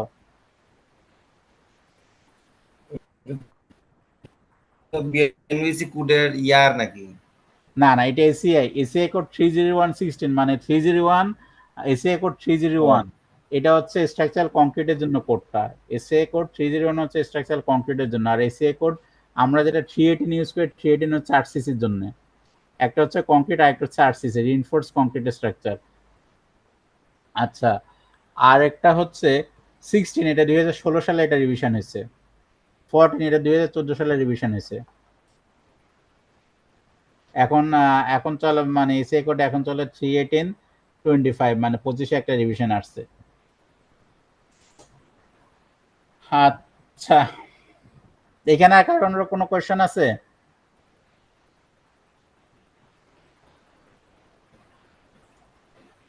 আচ্ছা, এখানে দেখো একটা গ্রাফের মধ্যে দেখানো হয়েছে যে concrete core temperature near about 70 চলে যায়, মানে আমরা হাত দিলে হাত পোড়া যাবে। এটা কেউ চিন্তা করছো? আমরা কিন্তু কেউ দেখি না।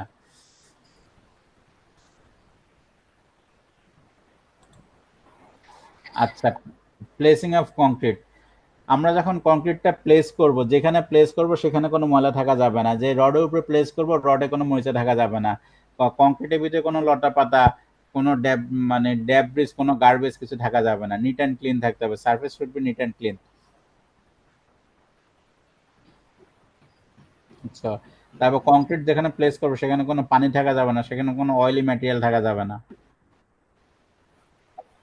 আর কংক্রিট কাস্টিং, এখানে বিএনবিসি কোডে বলা আছে কি, the concrete should be placed and compacted before it's setting starts, following precaution should be taken while placing the concrete। BNBC কোডের পার্ট 6 5.7 আর্টিকেলে বলা আছে, পেজ নাম্বার 854 থেকে 854 অথবা 3432। মানে এটা হচ্ছে গ্যাজেটের পেজ নাম্বার হচ্ছে 3432 আর এমনি পিডিএফ এর পেজ নাম্বার হচ্ছে 854। আচ্ছা, তো এই জিনিসগুলি আমাদেরকে মনে রাখতে হবে। আমি এটা কেন বলতেছি সেটা সামনে আসতেছি। আচ্ছা, আর কংক্রিট কাস্টিং এর 45 মিনিটসের মধ্যে আমাদেরকে কংক্রিটটা প্লেস করতে হবে। কেন প্লেস করতে হবে? আমি আধা ঘন্টার মধ্যে প্লেস করলে কি সুবিধা, 2 ঘন্টার মধ্যে প্লেস করলে কি সুবিধা, 1 ঘন্টার মধ্যে প্লেস করলে কি সুবিধা? ইনিশিয়াল সেটিং টাইমের আগে প্লেস করতে হবে। হ্যাঁ, ইনিশিয়াল সেটিং টাইমটা যদি শুরু হয়ে যায়, শুরু হয়ে যাওয়ার পর আমি যদি এটাকে নাড়াচাড়া করি তাহলে কংক্রিটের স্ট্রেংথ মানে আমাদের টার্গেট স্ট্রেংথটা আসবে না। এই কারণে আমাকে 45 মিনিটসের মধ্যে আমাকে প্লেস করতে হবে। 45 মিনিট হচ্ছে এসিএ কোড, সরি এসিএ না, এটা হচ্ছে এএসটিএম কোডে সিমেন্টের, আমরা যে সিমেন্টটা ইউজ করতেছি এএসটিএম কোডে এটা হচ্ছে সিমেন্টের initial setting time should not be less than 45 minutes. আমাদেরকে এটা করতে হবে, মাথায় নিতে হবে, should not be less than, মানে 45 মিনিটসের নিচে হবে না, 45 মিনিটসের উপরে হতে হবে। আমি কিন্তু একটু আগে বলছি 45 মিনিটসের মধ্যে করতে হবে। এখন আমি জানি না আমার সিমেন্টের কতটুকু, সেটিং টাইম কতটুকু আমার জানা নাই, এই কারণে আমি বলতেছি 45 মিনিট। এবং এসব কারণে মাসুমের মতো অফিসারদের সাথে যোগাযোগ রাখতে হবে আমরা যখন সিমেন্টটা কিনবো, যে ভাই তোমাদের সিমেন্টে এই মাসে সেটিং ইয়াটা কত আসছে, সেটিং টাইমটা কত আসছে। ওদের কিন্তু আমি বাংলাদেশে অলমোস্ট 7-8টা কোম্পানি সেটিং টাইমের রিপোর্টটা দেখলাম, 90 মিনিটের নিচে কেউ রাখে না, সবার সেটিং টাইম 90+। তোমাদের সুপার কিটে কত, 110 নাকি? এরকম হ্যাঁ, ও বাংলাদেশে যারা ম্যানুফ্যাকচারার তারা জানে যে 40 মানে 90 থেকে 190। আমি রেগুলার আপডেট যেটা বাইরে আমি দিয়ে দিব না, সবাই পাইলে ভালো হবে, দিয়ে দিব। আচ্ছা ঠিক আছে, অসুবিধা নাই।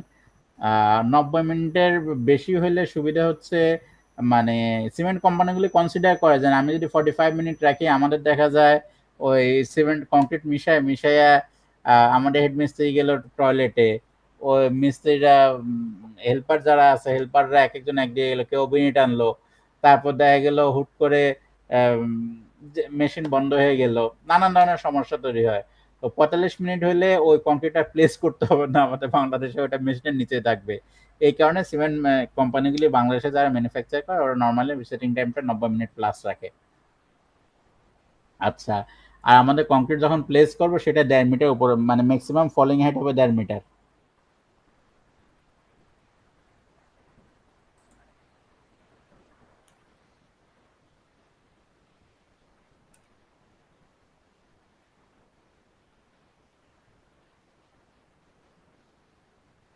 ভালোভাবে কম্প্যাকশন করতে হবে। আম,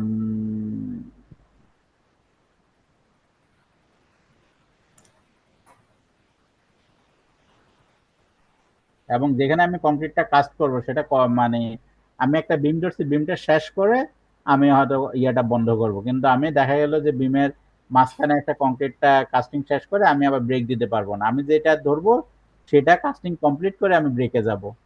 এটাই বলা হয়েছে the placing of concrete, last point, the placing of concrete should be carried out uninterrupted between predetermined construction joints. আচ্ছা, তারপর প্লেসিং এর পর আমার যেটা করতে হবে সেটা হচ্ছে আমার কংক্রিট কম্প্যাকশন। কম্প্যাকশনের কয়েকটা মেথড আছে, একটা হচ্ছে আমাদের এটা ছবি পাইনি আর কি, এটা তো হচ্ছে স্কেচ পাইনি, বাঁশ দিয়ে কম্প্যাকশন করতে আগে, তোমরা কেউ দেখছো? জি ভাইয়া দেখছি, আমাদের বাঁশ বাসার কলোনি এরকম করছিল ভাই। বাঁশ দিয়ে কম্প্যাকশন ব্যাটার হচ্ছে 16 মিলি রড, বাঁশ দিয়ে কম্প্যাকশন করার কোনো সুযোগ নেই কলামে। আর কলামে আরেকটা হচ্ছে সারফেস ভাইব্রেটর, এই 2 নম্বর ছবি যেটা, এটা হচ্ছে সারফেস ভাইব্রেটর। এটা আমার কলমের যে ইয়ে থাকে, শাটার থাকে, শাটারে যেটা লাগাই দিলে দুই পাশে সে ভাইব্রেট করে ইয়ে করবে। আর এটা হচ্ছে আমাদের নর্মাল ভাইব্রেটর যেটা আমরা ইউজ করি। এখানে আরো ভাইব্রেটর আছে, এটা এটা হচ্ছে এটাই হচ্ছে আর কি আমাদের সারফেস ভাইব্রেটর। এটাও আমার সারফেস ভাইব্রেটর, এটা হচ্ছে মানে হরিজন্টাল সারফেস, এটা হচ্ছে আমার ভার্টিক্যাল সারফেস। আর এগুলো তো আমরা নর্মালি ইউজ করি, এটা এটা। আর এটা হচ্ছে ছাদে, এটা এখনো বাংলাদেশে এখনো অ্যাভেলেবেল না, হয়তো কেউ ইন্ট্রোডিউস করছে। ছাদের জন্য এই সারফেস ভাইব্রেটরটা বেটার। আচ্ছা, আমরা যে ভাইব্রেটর ইউজ করি, ভাইব্রেটর ইউজ করা হয় কেন? ভাইব্রেটর ইউজ করা হয় কংক্রিটের ভিতরে যে এয়ার ভয়েড থাকে, এয়ার ভয়েডগুলি রিমুভালের জন্য। এবং আমি যে ভাইব্রেটরের যে রডটা, নজলটা আমি একটা প্লেসে সর্বোচ্চ 20 সেকেন্ড ধরে রাখবো, 20 সেকেন্ডের বেশি কিন্তু ধরার সুযোগ নেই। এখানে দেখো, এই ছবিতে দেখা যাচ্ছে আমার এগ্রিগেট গুলি এলোমেলো অবস্থা থাকবে, যখন ভাইব্রেট করি, ভাইব্রেট করলে সেগুলো একটা সেটিং হয়, সেটিং এর পর এয়ার বাবল গুলি মানে বের হয়ে যায়। ভাইব্রেটরটা আমার বাঁকাভাবে ধরার সুযোগ নেই। মানে ট্রু ভার্টিক্যাল তো আসলে ধরতে গেলে অনেক বিপদ, যতটুকু সম্ভব ভার্টিক্যালি ধরতে হবে, কিন্তু বাঁকাভাবে ধরলে ইয়াটা মানে ইমপ্রপার কম্পেকশন হয়। তারপর আমার খুব ঘন ঘন দেওয়া যাবে না, আমাকে একটা নির্দিষ্ট ডিস্টেন্স, মানে আমি যখন ভাইব্রেটরটা ধরবো, ধরলে বুঝতে পারতেছি যে কতটুকু ডিস্টেন্স পর্যন্ত সে কাভার করতেছে, ওইরকম একটা ডিস্টেন্স ইয়ে করবো। খুব ঘন ঘন ভাইব্রেট করলে তখন আবার আমার সেগ্রিগেশন হয়ে যাবে।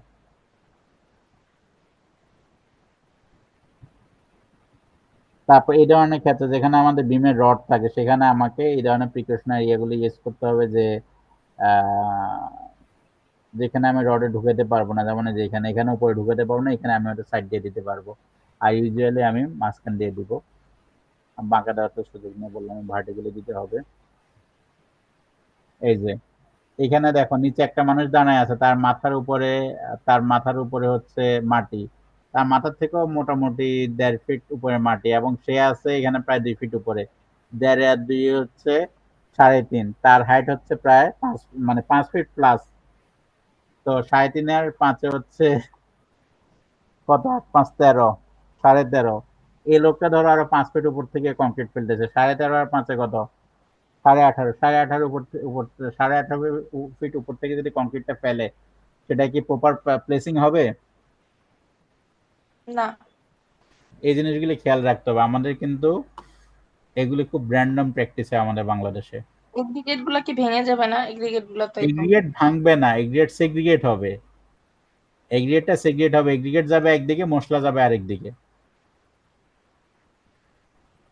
বুঝছি। এই যে এমন উপর থেকে ফেলে, এই যে এমন উপর থেকে ফেলে, এগুলি করা যাবে না। এটা আরেকটা আমাদের বাংলাদেশে খুব কমন প্র্যাকটিস।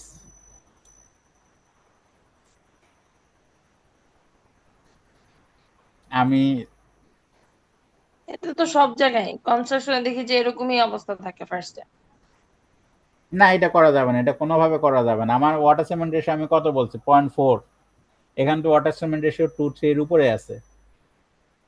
যে বৃষ্টি হলো মানে এখন যারা কাজ করছে এরকম অবস্থা যে বৃষ্টিতে পানি এরকম জমে আছে। না, আমি আমি বৃষ্টিতে কেন কাজ করব? আমার ফার্স্ট কথা হচ্ছে, আমার বৃষ্টিতে কেন কাজ করব? আমার ভাইয়া এই যে অনেক সাইট এরকম পাওয়া যায় যেগুলো হচ্ছে ভাই একটু ইয়ে করা মানে নিচে যাওয়ার পরে হচ্ছে ওয়াটার লেভেলটা চলে আসে ভাইয়া, তখন হচ্ছে এই প্রবলেমটা হয় আর কি। দেখা গেছে না, এই যে বেসমেন্ট করার জন্য যখন ইয়েটা করা হয়, হোলটা করা হয়, তখনই পানি দিয়ে ভরে যায় আর কি। তো আচ্ছা, তখন আর কি এই কাজটা মেইনলি করে ওরা। এটা হচ্ছে আমাদের বাংলাদেশে হচ্ছে কি, যে কনস্ট্রাকশন লাইনে কাজ করে সেই ইঞ্জিনিয়াররা কিছুই জানে না। ওই রাজমিস্ত্রি দেখা যায় বুয়েটের প্রফেসরের চাইতেও ভালো জানে। আমাদের বাংলাদেশের মূল সমস্যা হচ্ছে এখানে। আমরা তো বাংলাদেশে ভালো বলতে বুয়েটকে বুঝি, বুয়েটের প্রফেসর চাইতে তারা ভালো জানে। অল্প বিদ্যা ভয়ঙ্করী ভাই আর কি, এই জিনিসটা হচ্ছে এরকম। এক্স্যাক্টলি, কিন্তু আমরাও এটা আমরাও আমাদের জায়গা থেকে কাজ করতে হবে। আমি একটু ফিগারের মাধ্যমে বুঝিয়ে দিচ্ছি।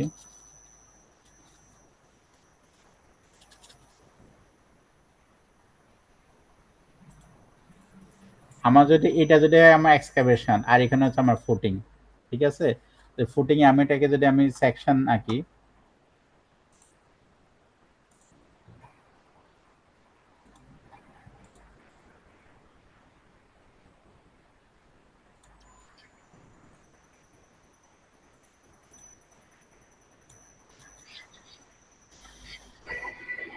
আসসালামু আলাইকুম।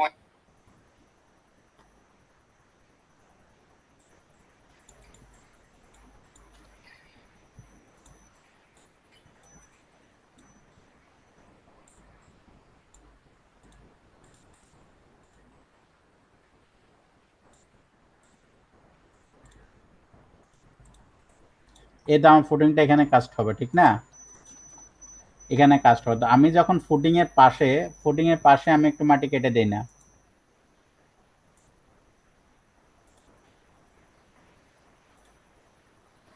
ফুটিং এর পাশে আমি এরকম একটা ড্রেন করে দিই। এখানে আসলে ফ্রি হ্যান্ডে তো একটু অসুবিধা হচ্ছে। ফুটিং এর পাশে আমি এই জায়গাটুকুতে এরকম একটু মাটি কেটে দিই, যাতে আমাকে এবার হবে হয়তো।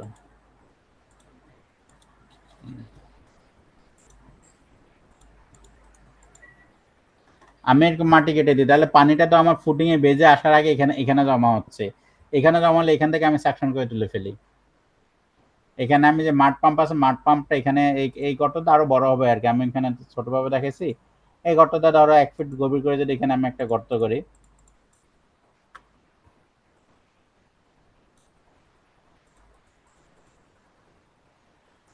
তাহলে তো পানিটা আসলে পানিটা নিচে চলে যাবে। নিচে আসলে আমি এখানে মাড পাম্প লাগা রাখলাম, এই মাড পাম্প পানি যখনই আসবে মাড পাম্পে পানিটা তুলে ফেলবে, আমার ফুটিংটা ড্রাই কন্ডিশনে থাকবে। বুঝা গেছে?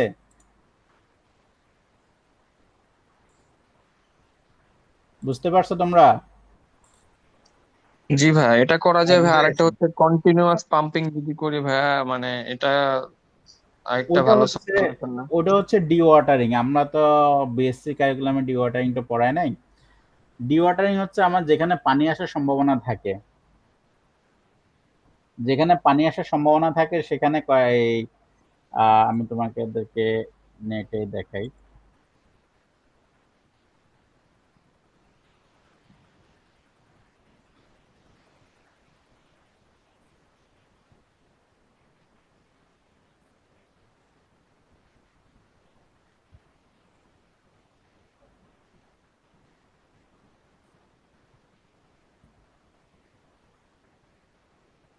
এই যে দেখো, যেখানে আমার পানি আসার সম্ভাবনা থাকে সেখানে আমার ধরো 3 ফিট মানে 5 ফিট বা 10 ফিট পর পর যদি অয়েল বসানো থাকে, আমি পাম্প করে যে পানিটা আসবে সাইটে আসার আগে আমি ওটাকে পাম্প করে বাইরে করে ফেলতেছি,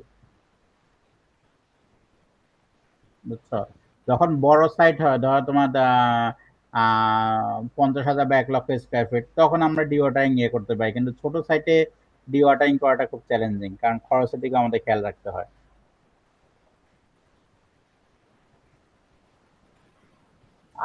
আর এমনিতে যদি আমরা চিন্তা করি যে না আমরা ডিওয়াটারিং করবো, তাহলে হয়তো যেদিক থেকে পানি আসে, আমাদের এই ধরনের সাইটে দেখা যায় পানিটা চারদিক থেকে আসে না, একদিকে আসে, তাহলে যেদিক থেকে আসে ওদিকে হয়তো 2টা বা 3টা, যদি আমি 20-25 ফিট গভীর 3টা অয়েল বসাই, ওইখান থেকে পাম্প করি, তাহলে কিন্তু আমার সাইটে পানিটা আসবে না। আচ্ছা, তাহলে এই যে পানি আসলে আমার অসুবিধা কি? আসসালামু আলাইকুম। জি ভালো। আপনি তো একটাই বললেন ওই যে ওয়াটার সিমেন্ট রেশিওটা ঠিক থাকবে না, এটা হচ্ছে এক নাম্বার। ওটা ওটা মানে ওয়াটার সিমেন্ট রেশিও ঠিক না থাকলে কি হচ্ছে, আমার কি লাভ হচ্ছে, কি ক্ষতি হচ্ছে? তাহলে তো ভাই ওই যে যে স্ট্রেংথটা আমার দরকার ভাই সেটা তো আমি পাচ্ছি না ঠিকঠাক হ্যাঁ, মতো। এক্স্যাক্টলি এটাই। এই আমাদের ভয়েড বাংলা বেড়ে যাচ্ছে। হ্যাঁ, আমাদের বাংলাদেশে বিভিন্ন জায়গাতে বিল্ডিং হেলে যায়, আমি সাসপেক্ট করতেছি আমাদের মূল কারণ এটা। আমাদের প্রায় অলমোস্ট 50-60% বিল্ডিংই পানির নিচে কাস্টিং হয়, ফাউন্ডেশন। তো পানির নিচে কাস্টিং হইলে আমি যে থিকনেসটা রাখছি, ধরো আমি 3000 পিএসআই কংক্রিট দিয়ে আমি থিকনেসটা ফুটিং এর থিকনেস রাখছি আমি 20 ইঞ্চি। এই 20 ইঞ্চিতে সে 3000 পিএসআই দিয়ে যতটুকু আশা কথা, ওই কংক্রিট আসলো আমার এরকম পানির নিচে কাস্টিং দিয়ে কংক্রিট আসলো 2000 পিএসআই, তাহলে ওই 20 ইঞ্চি থিকনেস কি সাফিসিয়েন্ট? না ভাই। তাহলে কি ওখানে কংক্রিট মানে কলামটা পাঞ্চ করার সম্ভাবনা আছে না ফুটিং এ? জি ভাই, উল্টায় যাওয়ার সম্ভাবনা আছে ভাই। তাহলে এই মানে আমি সাসপেক্ট করতেছি, আল্লাহ ভালো জানে, কারণ বাংলাদেশে এই ধরনের বিল্ডিং হেলে গেলে একটাই কথা, বিল্ডিং ভেঙে ফেলো, কোনো কথা নাই। একটা লোক 1-1.5 কোটি টাকা খরচ করে একটা বিল্ডিং করলো, করার পর তার সারা জীবনের সঞ্চয় করার পর হেলে গেছে, ভেঙে ফেলো, ওই লোকের পানিশমেন্ট হওয়া উচিত, কিন্তু বিল্ডিংটা ভাঙবো কেন? এটা তো রিকভারি আছে। আচ্ছা, আমরা রিকভারি নিয়ে পরে কথা বলবো। আমার হাতে অলরেডি 2টা বিল্ডিং আছে, দিয়ে আমরা বিল্ডিং সোজা করার কাজ করতেছি, একটা মৌলভীবাজারে আর একটা ঢাকায় বিরুলিয়ায়। হ্যাঁ, আচ্ছা, আহ কি যেন বলতেছিলাম, তাহলে আমাদের ফুটিং এর থিকনেস মানে যদি কোনো কারণে ফাউন্ডেশনে পানি আসে, পানি আসলে আমাকে যে কোনো ভাবে পানিটা বাহির করতে হবে, বাহির না করলে আমাকে থিকনেস বাড়াই দিতে হবে, স্ট্রেংথটা কনফার্ম করতে হবে। আরেকটা আমরা করতে পারি, এই ধরনের পানি আসার সম্ভাবনা থাকলে আমরা কুইক সেটিং সিমেন্ট ইউজ করি, 5 মিনিটের মধ্যে কংক্রিট হার্ড হয়ে যাবে, বুঝছো? পানি আসতেছে, আমি কুইক সেটিং সিমেন্ট ইউজ করি, 5 মিনিটের মধ্যে আমার 3000 পিএসআই চলে আসবে। এই যে কত সুন্দর কাজ করছে, সাইডটা টেকনা দিয়ে রাখছে, কিন্তু কংক্রিটটা যেটা খাওয়া মানে স্ট্রেংথ যেটা কমানো, সেটা কিন্তু পানি কমায় ফেলতেছেন নিউলি কাস্টেড ফুটিং। আর এখানে দেখো মানে মিস্ত্রিদের কাজ। মানে এই জায়গায় পানি না দিয়ে কিভাবে কমছে, যে উপর থেকে পানি পড়ছে সেজন্য? না না, নিচ থেকে পানি তো সাইড থেকে আসতেছে, হুম কিন্তু হুম কাজটা হচ্ছে এখানে যে আমাদের পাঞ্চিং পেরিমিটারের এরিয়াটুকু, আমরা যে থিকনেসটা ফুটিং এর থিকনেস এখানে কম এখানে বেশি না, হুম তো হুম এখানে যে কাজটা করছে এখানে পাঞ্চিং পেরিমিটারটা সে কভার করে নাই, আমি এই জন্য আসতেছি। পাঞ্চিং পেরিমিটার হয়তো আরো 4-5 ইঞ্চি বেশি হবে, A+D/2 না? হ্যাঁ হ্যাঁ, বুঝতে পারছি, এখানে মানে এখানে এখানে এটার এরিয়া একটু বেশি করতে হবে। হ্যাঁ হ্যাঁ হ্যাঁ।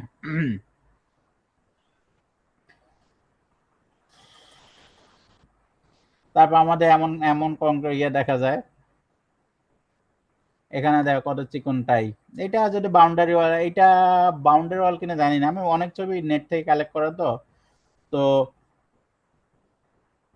বাউন্ডারি ওয়াল হলে ওকে, এটা খুব একটা মেজর স্ট্রাকচার না, কিন্তু বাউন্ডারি ওয়াল না হলে কিন্তু এটা বিপজ্জনক যদি বিল্ডিং এরিয়া হয়। আমাদের মিস্ত্রিরা তো অনেক সময় অনেক ধরনের পরামর্শ দেয়। ও এখানে সমস্যা হচ্ছে বাউন্ডারি ওয়াল হলো, এখানে দেখো টাইয়ের স্পেসিফিং হিউজ, প্রায় 1 ফিটের কাছাকাছি একটা থেকে আরেকটা।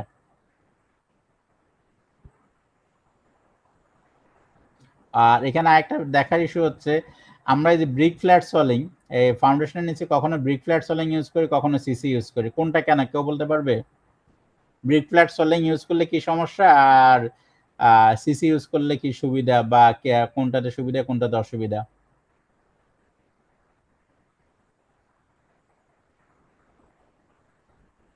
আচ্ছা, আমরা মূলত সিসিটা ইউজ করি আমাদের যেখানে ম্যাট ফাউন্ডেশন থাকে, যেখানে বড় ফাউন্ডেশন থাকে, ধরো যে আন্ডারগ্রাউন্ড ওয়াটার রিজার্ভার যে কম্বাইন্ড ফুটিংটা, সেটা একটা বড় ফাউন্ডেশন। সেখানে আমার রডটা তো উপরে বাইন্ডার নিচে নেওয়া যায় না, রডটা নিচে বাঁধতে হয় আমাদের। তো সেখানে আমরা সিসি ইউজ করি। সিসি ইউজ করলে আমাদের যে ফাউন্ডেশনটা করব, ফাউন্ডেশন বেডটা আমাদের হয়, কাজের জন্য বেডটা রেডি করা হয়। আমি যদি ইউজ করি, এই এটাকে কি বলে, ব্রিক ফ্ল্যাট সলিং ইউজ করি, সেখানে কোনো সমস্যা নেই। হ্যাঁ, এখন এখানে কিছু কথা আছে। এখন যদি এমন হয় যে না, আমি কংক্রিটটা ইউজ করতেছি 4000 পিএসএ, সেখানে ব্যাটারি এটা ইউজ করা, সিসির উপরে কাস্ট করা। আবার কিছু এখানে যেটা আছে, এই ব্রিক ফ্ল্যাট সলিং এ যে সমস্যাটা আছে, আমার কংক্রিটে যে পানিটা আছে, পানিটা কিন্তু সে নিচের দিকে চলে যাচ্ছে, এবং নিচে পানিটা সে ইজিলি, নিচে পানিটা সে মানে যদি কোনো কারণে পানিটা রেজ করে, তাহলে পানিটা সে অ্যাবজর্ব করতে পারতেছে। কিন্তু সিসি বেডে কিন্তু ওইটা স্কোপ অনেক কম, কারণ সিসি তো তোমার ড্রাই না থাকলে তো সিসি হবে না। ইয়েটা তো ড্রাই থাকে, তাহলে কংক্রিটের পানিটা বাইরের দিকে যেতে পারে না। কংক্রিটের পানিটা যদি বাইরের দিকে চলে গেলে যে সমস্যাটা হয় কংক্রিটের, মানে ওয়াটার সিমেন্ট রেশিওটা আবার কমে যায়। একবার বেড়ে গেলে সমস্যা, আবার কমে গেলে সমস্যা। পানিটা যখন ব্লিডিং হয়ে যায়, এটাকে ব্লিডিং বলে, ব্লিডিং হয়ে গেলে তখন আবার ওই যে হানিকম তৈরি হয়, তখন আবার কংক্রিটটা দুর্বল হয়ে যায়। এই যে এখানে বেডের ইয়েটা তৈরি করছে, এই পলিথিন দেওয়া হয় কেন, কেউ বলতে পারবে? সারটাতে পলিথিন, ওয়াটার না, হ্যাঁ গ্রাউন্ডের নিচ থেকে যে ওয়াটারটা আসে সেটা যাতে না আমি আসে। তো আমি আমি তো সাইডে দিচ্ছি, সাইডে কেন দিচ্ছি? এটা ড্যাম প্রুফ কোর্স হিসেবে দেওয়া হয়, ডিএম। আচ্ছা আমি বলি, ও চেষ্টা করছে, এটার জন্য ধন্যবাদ। এটা হচ্ছে আমার কংক্রিটে, ফ্রেশ কংক্রিটে যে পানিটা থাকে, এখানে কাঠ তো পানি সোক করে না, কাঠ তো পানি অ্যাবজর্ব করে। তো আমার কাঠটা যাতে পানি অ্যাবজর্ব করতে না পারে কংক্রিট থেকে, সেই কারণে এখানে পলিথিন শিটটা দেওয়া হয়। আর নিচের থেকে পানি আসা, যেটা যখন আমার সিসি বেড থাকতেছে, তখন নিচে থেকে পানি আসার তো সুযোগ নাই। যখন হ্যাঁ, আমার না দুটোটাই এখানে ওয়াটার সিমেন্ট রেশিওটাও মেনটেন করা যায়। আর ওই যেটা বলছেন আপনি যে কাঠ রিসিভ করে না, সিমেন্টের পানিটা নেয় না, এটাও ভালো, এটাও একটা পয়েন্ট। আচ্ছা, যখন আমার উপর থেকে হবে, কংক্রিট কাজ করতে হবে, মানে একটু ডিস্টেন্সটা বেশি হয়, তখন আমরা এই মেথডটা ফলো করতে পারি। এটা একটা ট্রেন মাধ্যমে, কি ব্যাপার, এটা প্লে হচ্ছে না কেন? একটা ট্রেন মাধ্যমে এটা করা যায়।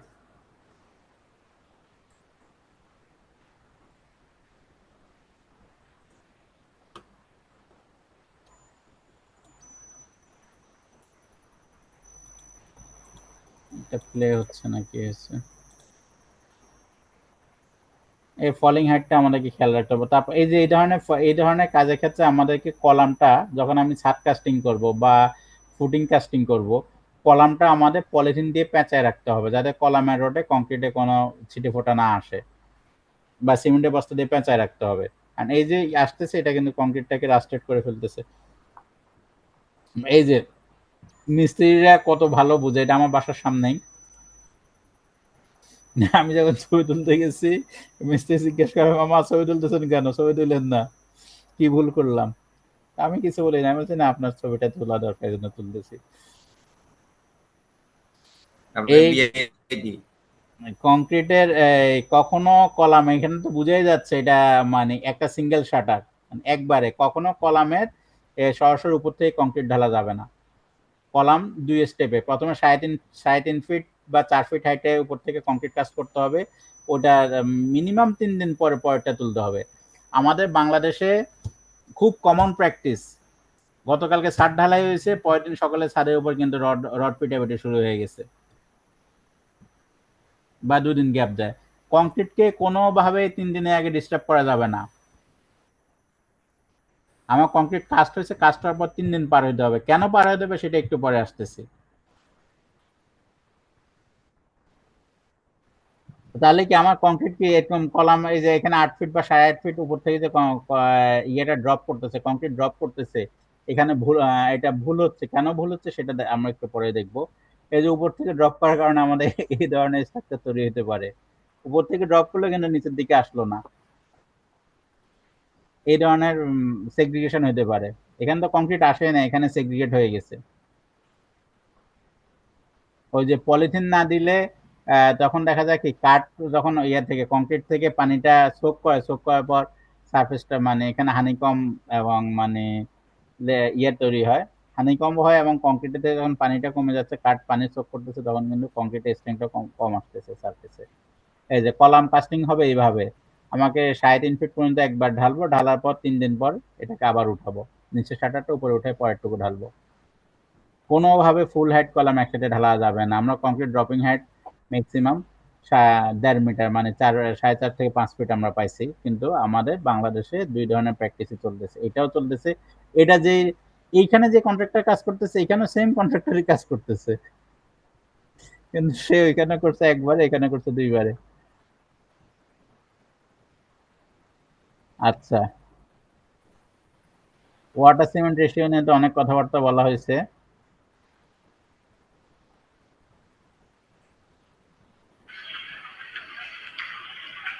এই যে এটা বিএনবিসি তে বলা আছে যে আমাদের কত টার্গেট, কত টার্গেটে কত ওয়াটার সিমেন্ট রেশিও লাগবে। তো আমাদের মোটামুটি 4350, এই যে 0.4, আমি এই জন্য বলছি যে আমাদের টার্গেট হচ্ছে 0.4। আচ্ছা,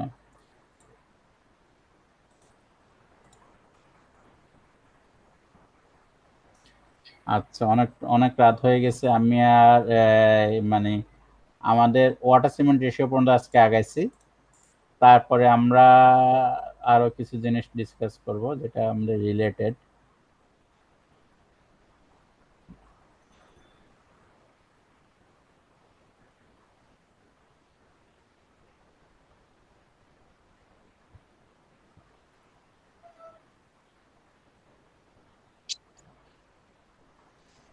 আচ্ছা, 3 দিন বলছি না, 3 দিনটা হচ্ছে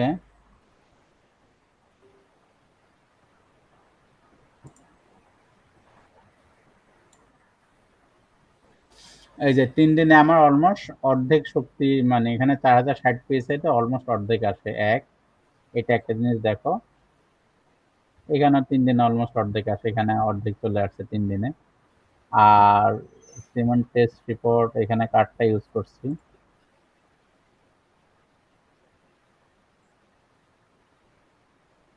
এটা হচ্ছে ব্র্যান্ড আকিজ, আকিজ। আচ্ছা, এখানে দেখো 3 দিনে 1740 পিএসআই,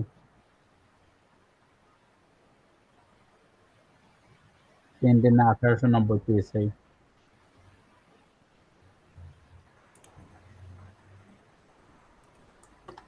আচ্ছা, এটার সাথে আরেকটা গ্রাফ প্রয়োজন আছে, 3 দিনে কেন ইউজ কর, মানে 3 দিন আগে কেন শাটার খোলা যাবে না, সেটা গ্রাফটাই কথা বলবে।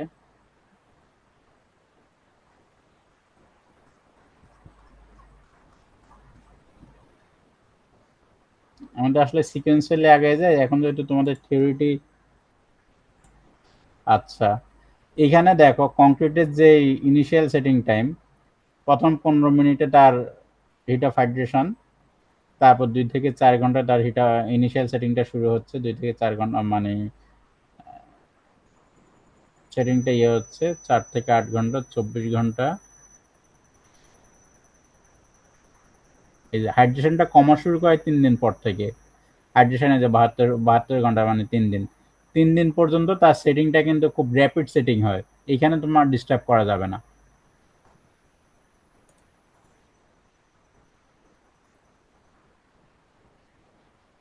প্রথম 72 ঘন্টা তার হিট অফ হাইড্রেশনটা বেশি থাকে এবং এখানে যে প্রসিডিওর এখানে মানে সেটিংটা র্যাপিড সেটিং হয়, এখানে যদি ডিস্টার্ব করা হয় তাহলে সে মানে কংক্রিটের যে টার্গেট টেস্টিং সেটা আসা ইয়ে হয়ে যাবে, মানে কষ্ট হয়ে যাবে।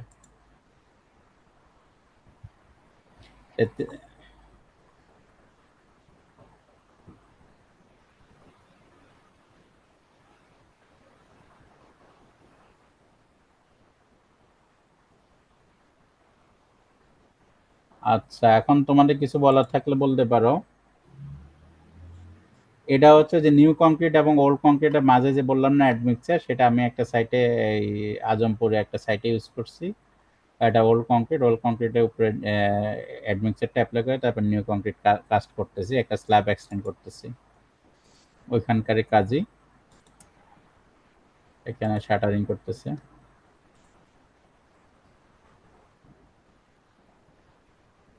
স্যার আচ্ছা, মাসুম দা এটা চিনা, এটা কোথায়? এটা কাকরাইল মসজিদ। আচ্ছা, মসজিদ, হ্যাঁ হ্যাঁ রাইট, আমাদের অনেক আগের ছবি। আমাদের ওআইসি ফান্ডেড দুইটা স্ট্রাকচার যেটা আমি পাইছি, সেখানে কিন্তু আমি খুব স্ট্রেঞ্জ হয়েছি যে এই মানে কোয়ালিটি কন্ট্রোল কোন ফেজে ওরা করে। আমাদের বাংলাদেশে আমরা যখন বিল্ডিং এক্সটেনশনের জন্য রেখে দিই, আমরা জয়েন্ট রাখি কি জাস্ট কলামের ফেসে, ঠিক না? হ্যাঁ এটা ঠিক না, কলামের ফেসে যে জয়েন্ট রাখি, কলামের ফেসে আমার ইয়েটা থাকে, নেগেটিভ মোমেন্টও থাকে এখানে ম্যাক্সিমাম, শিয়ার ফোর্সটা থাকে এখানে ম্যাক্সিমাম। তো এখানে যদি আমি জয়েন্টটা রাখি, জয়েন্টটা রাখলে আমার এখানে তো জয়েন্টটা খুবই দুর্বল জায়গা, এই জন্য উইক হয়ে যাবে। হ্যাঁ হ্যাঁ কলামের ফেস থেকে কিছুটা দূরে আয় না, ধরো 2 ফিট তারা বা 1/3 রাখছে বা অথবা হ্যাঁ 2 ফিট রাখছে। হ্যাঁ 2 ফিট বা 3 ফিট দূরে আয় না, ইয়ে করতে হবে এখন মানে তো ডান পাশে বিল্ডিং হয়ে গেছে না? ভাই আমি তো ওইদিকে যাওয়া কম পড়ে, আমি এটাও গেছি, যা চোখে পড়ছে তুলে আনছি। এটা অনেক আগের ছবি। হ্যাঁ হ্যাঁ অনেক। আর এটাও সেম, এটা কুষ্টিয়া ইসলামিক বিশ্ববিদ্যালয়ের মসজিদ, ওইখানেও সেম কাজটাই করছে, এক্সটেনশন জয়েন্টটা একটু দূরে রাখছে, কিন্তু আমরা খুব র্যান্ডমলি ইয়েতে রাখি, জাস্ট কলামের ফেসে বা বিমের ফেসে, এটা করা যাবে না।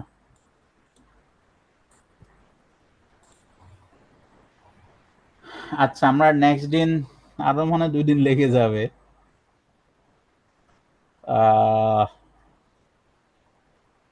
না আগামীকাল হয়তো শেষ হবে, মানে নেক্সট দিন ইনশাল্লাহ শেষ হয়ে যাবে, খুব বেশি আর বাকি রাখি নাই। এই যে কাভারিং কম থাকলেও সমস্যা, বেশি থাকলে খুব একটা সমস্যা নাই। এখানে কাভারিং কম ছিল, কম থাকার কারণে কিন্তু উপর থেকে কংক্রিট গুলো নিচের দিকে আসতে পারে না, এই যে জাস্ট কলাম টাইয়ের সারফেসে মানে শাটারটা লেগেছিল।